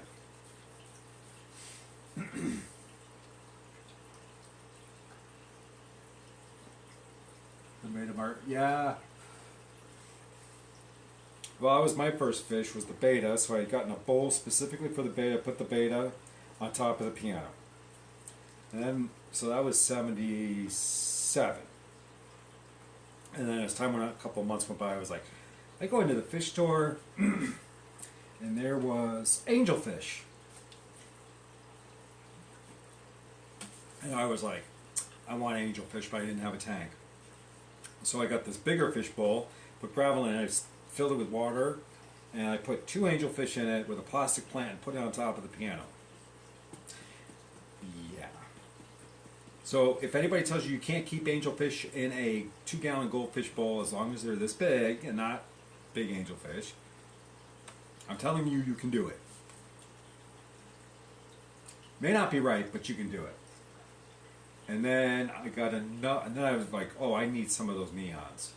So I got another 2-gallon bowl, I put water in it, I put it on top of the piano, and there was 3 or 4 neons in it. All those fish lived for a year on top of my piano. My mother finally had it, because every Saturday I would rinse, just do a gentle cleaning on the aquariums, refill them, put the fish back in, feed them, they were fine. My mother got tired of seeing the fish on the aquarium. My mom told my dad, will you take your son to go get a tank? So that's how I got my first 10-gallon tank.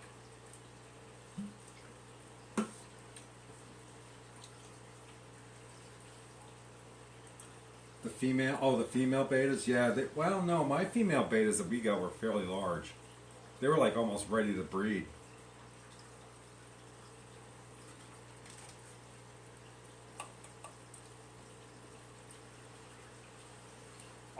Me and my partner. Don't you dare. No. No, you're not allowed. Thank you.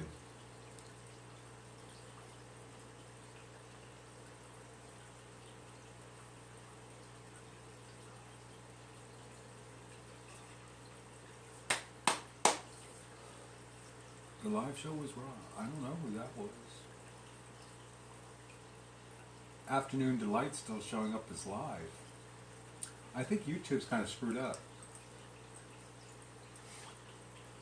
I'm looking.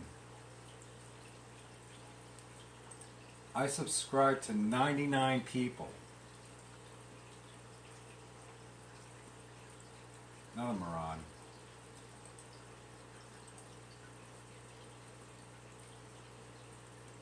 Oh, so no one's broadcasting except for me as far as I'm aware.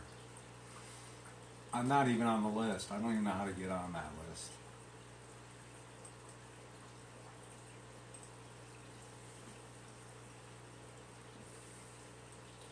So I had a 40 breeder with the goldfish. They lived for decades. Aranda's Blackmore. Oh, Blackmores used to be gorgeous back then. I see Blackmores now. They're not as good looking. And the Orandas were beautiful back then. Oh, you had a... Oh, the store had a fire or you had a fire? Yes, I did click refresh because I opened up a brand new browser. What is something pink? What is this? Oh, happy birthdays. 5 o'clock. Oh, Pet Zodix is going online. Maybe I'll go over and pop on his. That's been over. Oh. I'll get you on it if you have any other social medias you want on it. I only put up a Facebook to link it to the webpage. A friend of mine keeps saying, you want to open a fish business? And it's like, yeah, I can do a fish business. I can put my fish outside, raise them, get the fry and sell them, but the fish stores I talk to want my fry. Then I thought about doing what Rachel O'Leary did, is running a little aquatic store, because then you can, out of your home, but I'm going to need a lot more tanks. And of course then if you're bringing in fish, then it's like, what am I, how am I going to sell, right? Just an example, if I wanted just more gobies, right? If I wanted some more Stiphodons, right? I have to order, I'm going to make up a number, 200 Stiphodons. Am I going to be able to sell the Stiphodons I don't want online? And then, all right, I could, right? There's a possibility. I sell them. People want them. Now I have to make the time to bag them, box them, and ship them. Do I have time for that? Right now, I'm working full-time, and because of the nature of my job, I have to be very careful. Anything I do on a side business, I have to clear with my employer because I work for the state.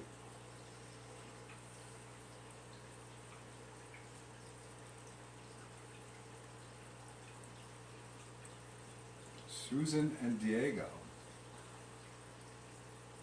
Oh, is that with S? I really like SLC.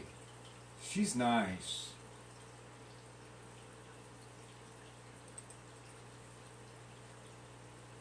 Her show is very calm. I find it self-centering, slow. I like that. See now, this, if I click this fish fan link, it doesn't show that they're broadcasting, and part of the problem with the schedule is I'm on Eastern time and I don't know who's on Central or Mountain or West, like California time.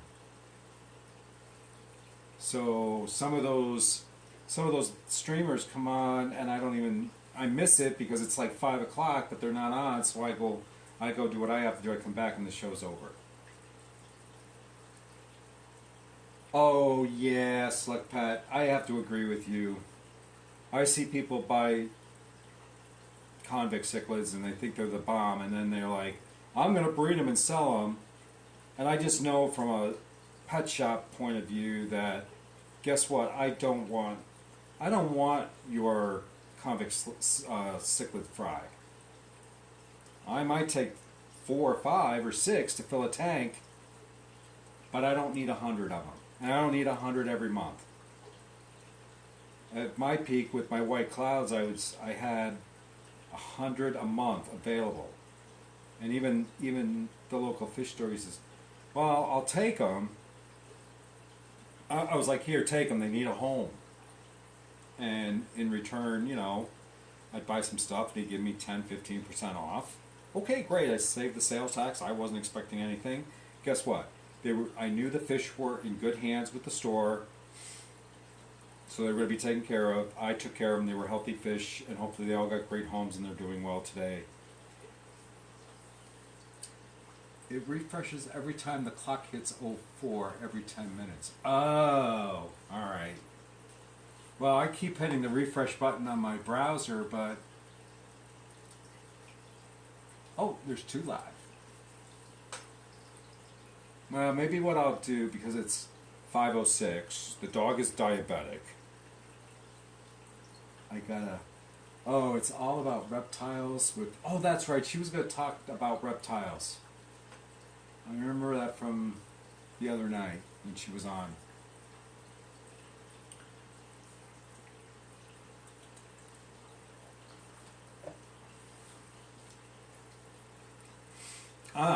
Let's go release the little guy. It's been a while.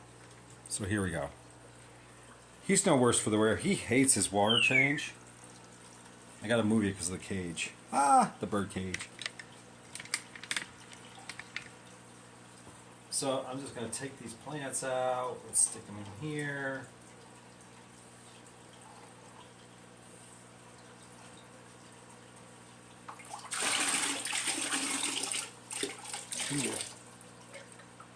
Oh, don't jump.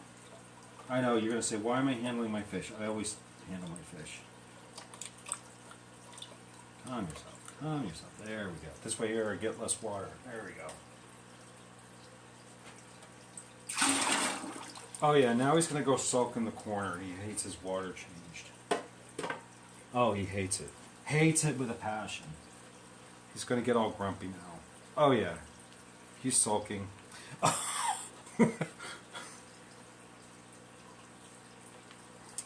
Where am I? I'm going to see if I can feed him. He might eat. He may not.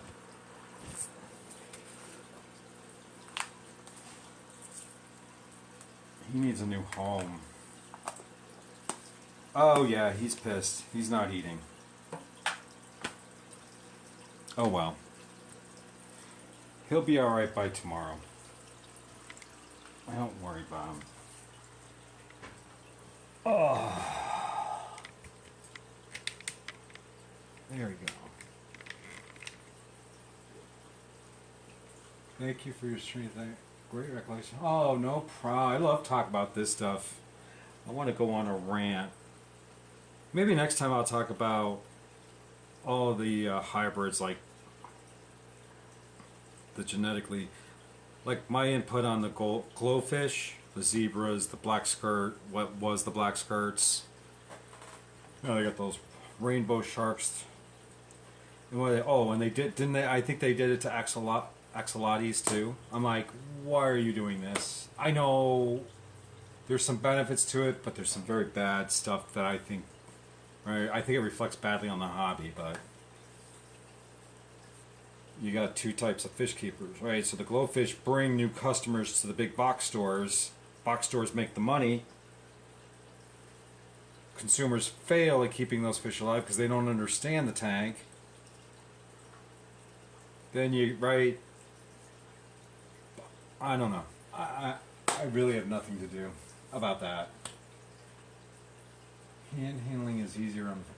Oh, I have to agree with you. All of my marine fish, except I learned the hard way with yellow tangs and hippo tangs. Much like the coolie loach, they have spines underneath their eyes and they come out and they pierce your skin. Yeah, that's not fun. That's not fun.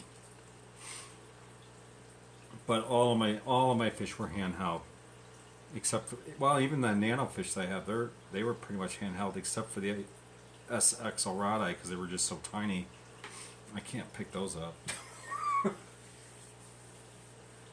Halak Shadom, Vom Ong. I don't know what that is. Someone said that was a. These are bots. I still don't know why a bot would come in here. You know what we can do? I don't know how to do it. I have to learn how to, or maybe I can't because I don't have enough people.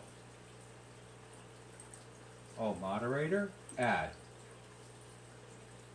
Hey, it'll make me look like I have more people and I can do this. Master class. There we go.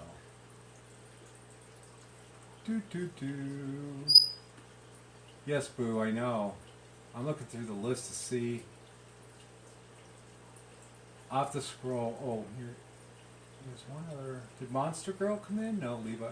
No. No. Alright, you guys are it.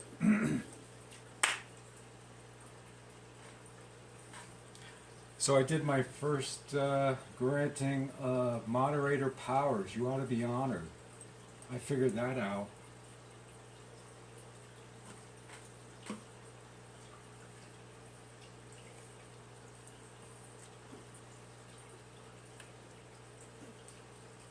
think I did.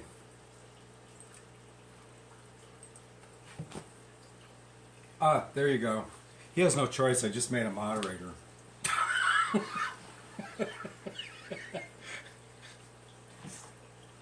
my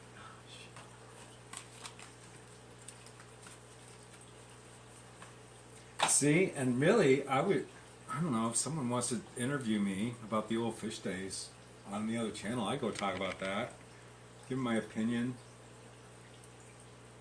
I think it's a lost art. I really feel that the fish hobby has lost that aspect from the 1980s, those mom and pop pet shops. That one-on-one experience. You need to calm down. Stop it. It's not about you.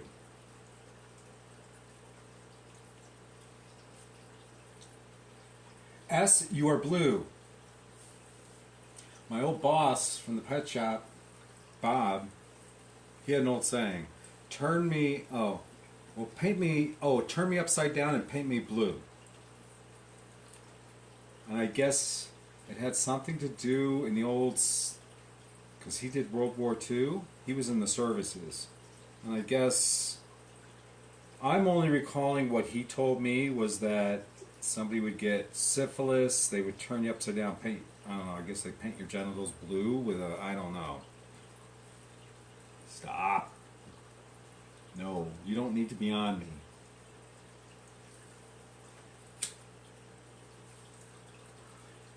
But he was good.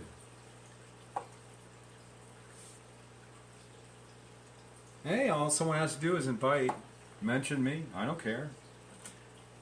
I just can't do it between the hours of 7 a.m. Eastern and 3 p.m. because I'm working. I don't take a lunch break. So my spouse comes home, he'll text me, oh, I'm on my way. What do you want to do for dinner? And then we've got to go out into the cold, in the dark, for dinner. And I hate going out. I'm a homebody. And with COVID, I guess, I don't know what's going on. What's where blue balls came from? I don't know. I wish my friend, I called my friend because he was my friend, and my boss, and my life teacher. He taught me a lot about economics and politics and all that stuff. He taught me about money and what it represents and what it is. So from an aspect of a business point of view, I can tell you what money is. Money, right? If you want to make money, then you create debt. You create debt for someone else, right? That's how banks make their money. Right? If a bank has, just imagine, $100 in its vault, and Master Aquatics goes to the bank and says, I want your $100, the bank generates a debt. So the $100 gets transferred to Master Aquatics. Master Aquatics now has a debt because now he has to pay back the 100, and the bank makes money because they want a return on that investment. So Master Aquatics goes in debt. He earns the money, he pays the bills back to the bank gets the $100 plus the 10%, so the bank gets 110. Alright? That's, so, right, if you want to make money, you go into debt. Rich dad, poor dad. That's where I learned that from.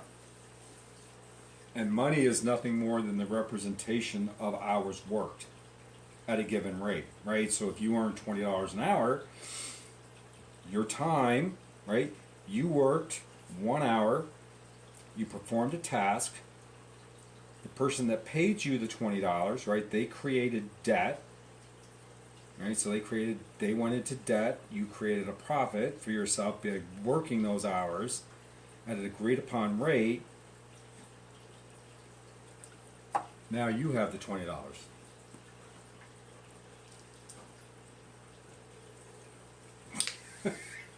Now we know why Matt is always blue.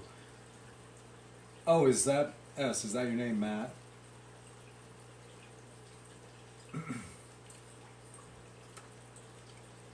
That was a good one. Ah, see, oh, there's only 3 of us. Oh, I know why, because I have my web browser up too, so I can see what's going on in the chat.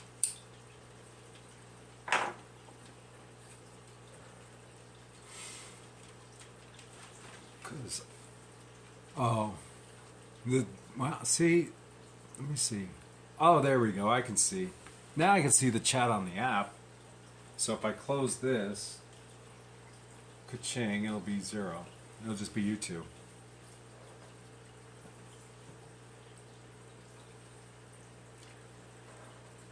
Did you type that 3 times? No, what? See, you typed glitch you were filming, and it came up 3 times. Liquid Zoo is mad. Okay.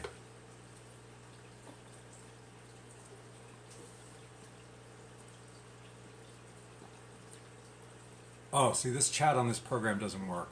I don't like it. Stop it.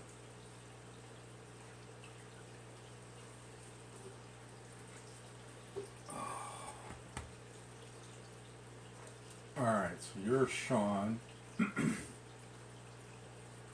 My brother's middle name is Sean.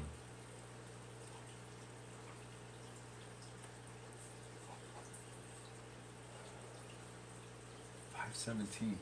I think this is the longest I've streamed. Oh, look at this. I'm up to 33 subscribers. That's not bad.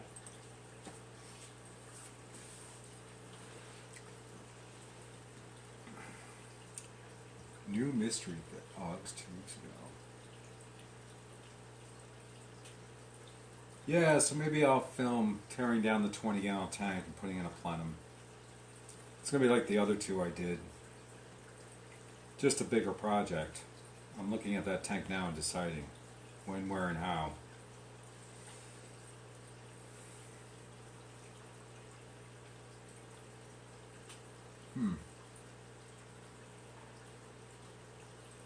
We'll see. Glitch's Lurker. What was filming her tanks today whilst listening? Oh, is that what she was doing? I was lurking today, and I was lurking twice. I was lurking on my work computer, which is logged in under a different account, and then I was lurking on my personal computer, which is logged in under this account.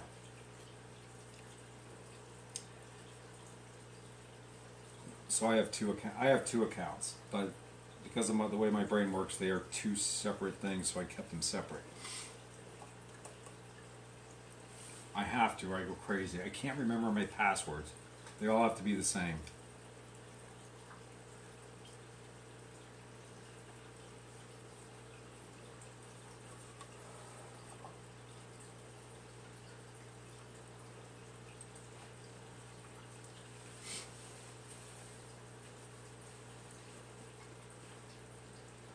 Glitch, when will you be posted? Glitch isn't here, is she? She can't be here.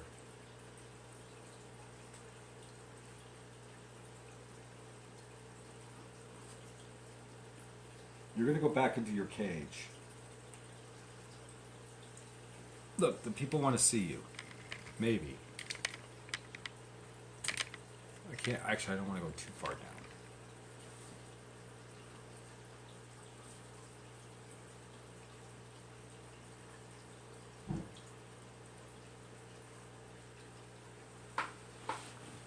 I use Adobe Premiere to edit videos. I can add fades, I've done sound, I can do other things. And I got Adobe After Effects so I could do something fancy. But I'm not creative enough. But I can get it all output and then I can upload it.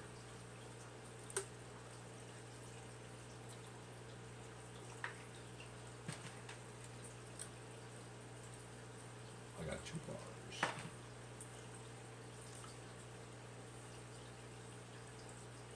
Oh. Well, maybe if she's not talking, she is filming video.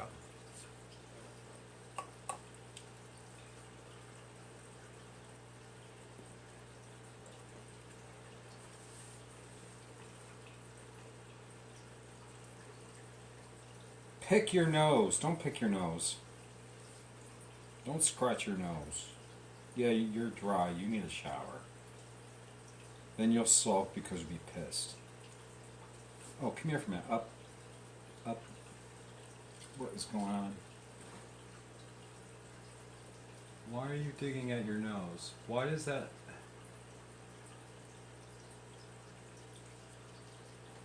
Is it a different color? Let me grab your beak. Hold on. Turn your head. No, alright.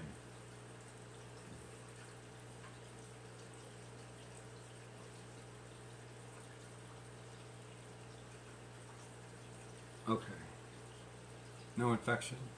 Don't look like... You don't have a runny nose. Don't get sick. I can't afford to take you to the vet. It's expensive. She's probably looking at Top Chat. Oh. Oh, hey, Glitch. How are you? Up. Boobala, say hi to Glitch. Ah, there you go.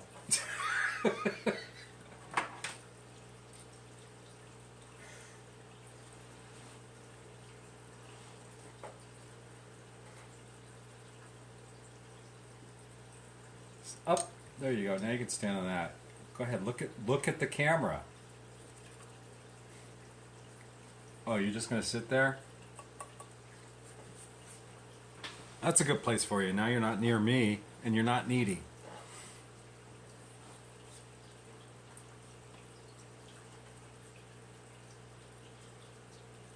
Well, S, if you have to go, then go charge your phone, because I would not hesitate to unplug your life support to charge mine. Just saying. Glitch said hi. She said hi. Yeah, I know. You want to go eat. You're hungry. I can tell. You want to play peekaboo? Oh, you don't like peekaboo. You want to play peekaboo? No, you don't want to play peekaboo. He is not a player. All you have to do is put chat on live chat. But, oh. Yeah, Glitch. I have to check out your channel. Maybe I'll check out some videos tonight. What are you working on? I'm curious, or is it top secret? Oh, a tank tour. Oh, yeah, that would interest me. When do you expect that to be up?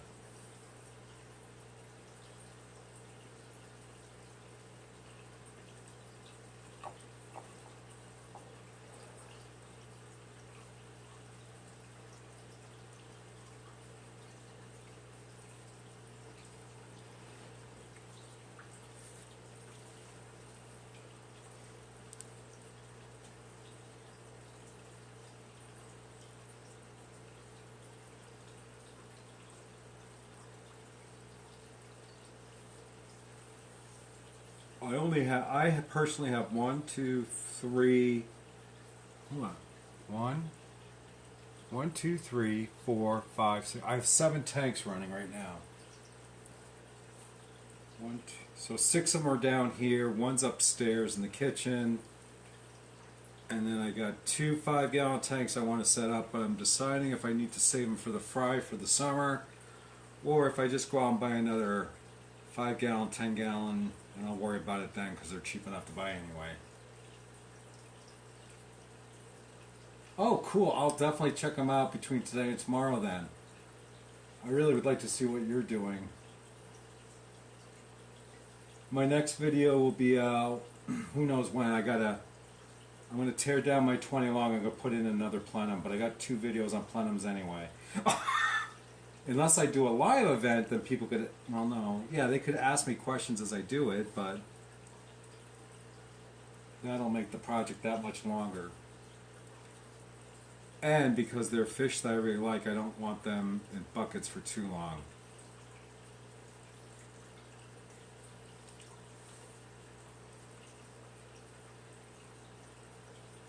Not that there's anything really, although the Daniel Chopre and the H. Copeland, I think it's the right name. I get old. I'm getting older, and I can't remember my fish's scientific names. H. Copeland tetra.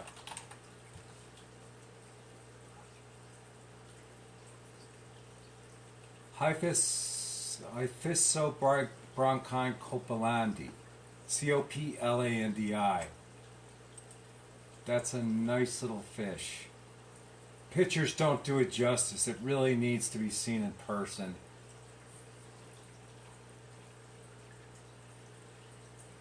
Yeah, I don't know what to do for content. I'm really good at ranting and raving about... I've been trying to be careful about what I say about other YouTubers. Not necessarily... Nobody, and by that I mean there's nobody within the Fish Fam family that I've gotten to know in this short time that I have anything bad to say about. Those individuals are not included.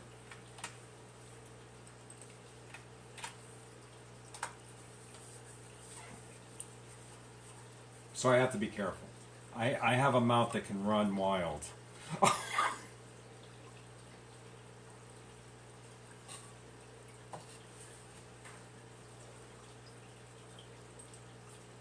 And then these are my other ones. Check these out.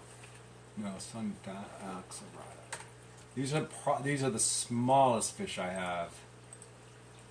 And I've had them. Oh, it'll be going on a week, and I've already adjusted to flake food. I know he posted one the other day.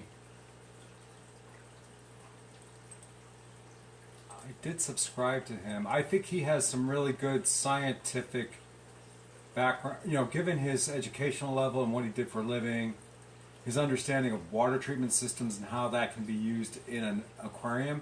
That's why I'm installing plenums. Yeah, exactly. I feel like that's the same thing. So in a relaxed atmosphere like this, I can talk about and rant about anything. I can rant about other YouTubers. I can explain my feelings towards them. I don't have anything against them. I just disagree with that. And there's I'm gonna give a number here, but it's not really the real number. There's at least 4, but that's not the real number. There's only 1. Oops, I wasn't supposed to say that. That I totally disagree with. Like, I find it horribly bad. Bad.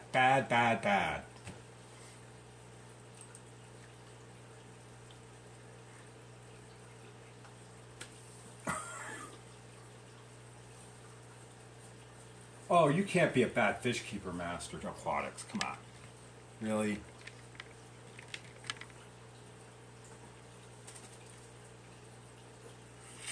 Yeah, I mean, unless you're doing it from a scientific, like, I was going to do one on pH because pH is very complicated. Most people test for pH, but they don't understand what they're testing for. And pH has everything to do with how it interacts with the cell walls of animals, how it, and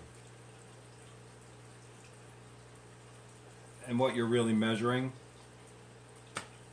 And it has absolutely, right, everybody says, oh, I have alkaline water because my pH is 8.8 or 9.0.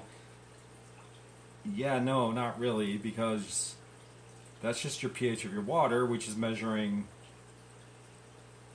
specific ions in your water. But what's really making your water alkaline is everything else that's in the water. And really what that means is the higher it is, the easier it is for your water to absorb an acid so that you're not registering a lower pH. I believe just show your tanks individually and focus on the species on each tank you want to start with. Yeah, absolutely. Oh, you decide to fly. Okay.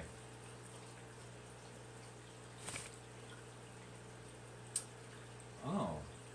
Somebody from New Jersey, huh?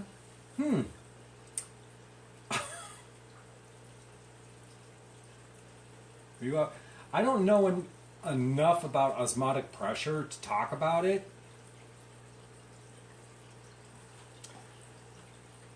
But the concept of, right, I can start with pH because pH, right, you have to think of water, right? So the one thing you have to understand is water has an electrical charge because of the nature of the molecule. Hydrogen and oxygen. Hydrogen is a negative, oxygen has a positive charge. The oxygens are combined to the hydrogen because of covalent bonding through the hydrogen electron. Electrons are not particles, they're basically clouds of energy that orbit around the, they orbit, so a molecule can have neutrons and protons in the center and then electrons on the outside. Hydrogens don't have neutrons. Priority 1 message from Starfleet coming in on secured channel. There we go. Here we go. Yep. My spouse is on the way home. Oh, with dinner. Oh, that means we're having Chinese. So that means you have, right, so you have, then each orbit around the atom can hold so many electrons. So the first orbit can hold 2 electrons. Once those are full, it's full. It gets complicated. What scared you? The bird? Or the electrons? What is my first name is Tom. T-O-M. Very easy to remember.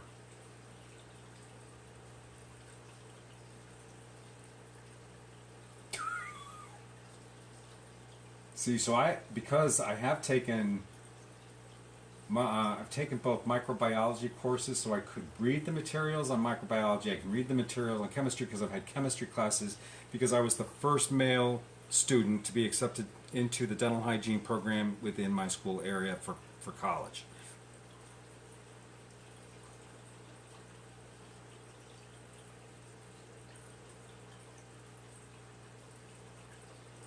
Yeah, I would say anything that has to do with it, like what really got me started was Rachel O'Leary, because she had species spotlights and I thought that was fantastic, but I think those, not that the information that she has in those videos is old, I think there's some really great information, but you could expand upon that.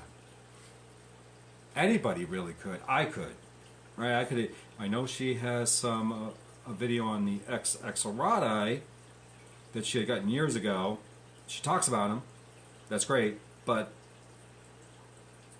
somebody who's keeping them, like myself, and so my project with them will be followed through the summer, because I intend to put them into tubs for breeding, and we'll see, and we'll follow that, right? I think that my whole summer tubbing project on the small scale and not the large scale like she does, those could be fun and viewable, and like, oh my god, those are really easy to set up, and I can do that.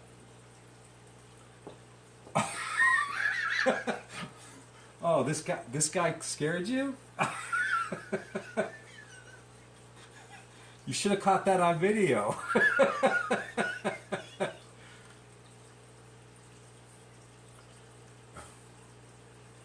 Would have made a great TikTok video.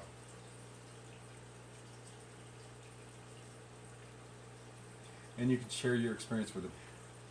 I don't really have much experience. I mean, I just got 2 rams. I put them in my 20 long. Next thing I know, they laid eggs and they hatched. I wasn't able to keep a lot of the clutches, the fry alive. I don't know. I'm just playing this by ear and doing what I feel like I'm gonna do. I do what I do.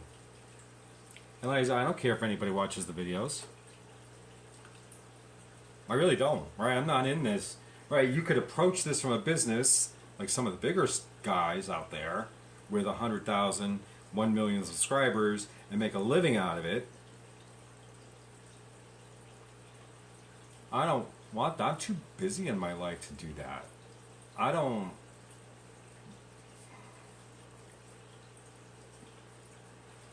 My excitement is if I get 100 subscribers and 100 views a month, hey, that's great. And if I get 5 or 6 people come into a chat, that's great. If someone invites me on to talk about a specific topic onto their channel and I'm available and I do that, and then that's great. I'm not really looking for exposure. I'm not looking for money. I'm not looking for anything like that. I would be the type of person that, even today, if I had gotten 25 people in here, maybe on the spur of the moment I would have said, hey, I'm going to do a $25 gift certificate for Amazon, right? And then we'll just do a drawing like everybody else does. That's the kind of guy I am. I don't need anything in return. I got enough in my life. But with that said, and with dinner on the way home, and my fish tank cleaned, as everybody saw previously in the video in the beginning, I'm done. And I think what I'm going to do is turn it off, go do what I have to do. Yeah, exactly, Glitch. If I became popular and said, oh my god, you need to talk to this person about XYZ, yeah, I have no problem. And if it turned out that if what you were doing or if what I was doing generated money, I'm not opposed to generating money, right? But it's not something I expect, right? Everything in my life I take with graciousness, and I'm grateful for it. And then hopefully, right? I mean, for me, right? I don't know. Let's say you make $500 a month, and you can turn around, take some of that money, and start saying, "Oh, let me get this great prize and send it out." Right? I don't know. That's the kind of thing I would do. Not necessarily make my living and pay my bills with it. I got a good job. I have health insurance. I have vacation time. I've got a great job. I don't need to do anything extra. Not that it wouldn't hurt, but I don't need to do it. Yeah, everybody. Yeah, absolutely. It's been a nice time. I've rambled on for just about 2.5 hours. 2 hours and 15 minutes. That's enough for me. So with that, I am going to cut it. And we're going to go do dinner, feed my dogs, medicate my dog because she's diabetic. Get the bird fed. We'll call it a night. I'm going to check out Glitch's station today. Give you some watch hours. Hopefully that helps. And I hope everybody has a great day. And really, thank you for joining. It was fun. I can talk like for hours. As long as you're interacting with me, then I can talk.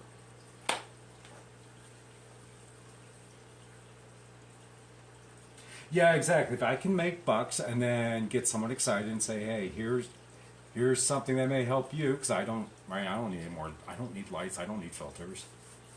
Great. I'm willing to pay it back because that's the person I am. All right, everybody, have a great night, and I hope to see you soon. I probably won't live stream tomorrow. And I probably won't live stream over the weekend. I'm not going to live stream the plenum installation. That's just going to be, that would be way too much, but maybe I'll document it. But I already got 2 videos anyway. So, anyway, thanks again. I will look forward to seeing you in the other chat circles, and I hope you all have a good night. Thanks. Bye.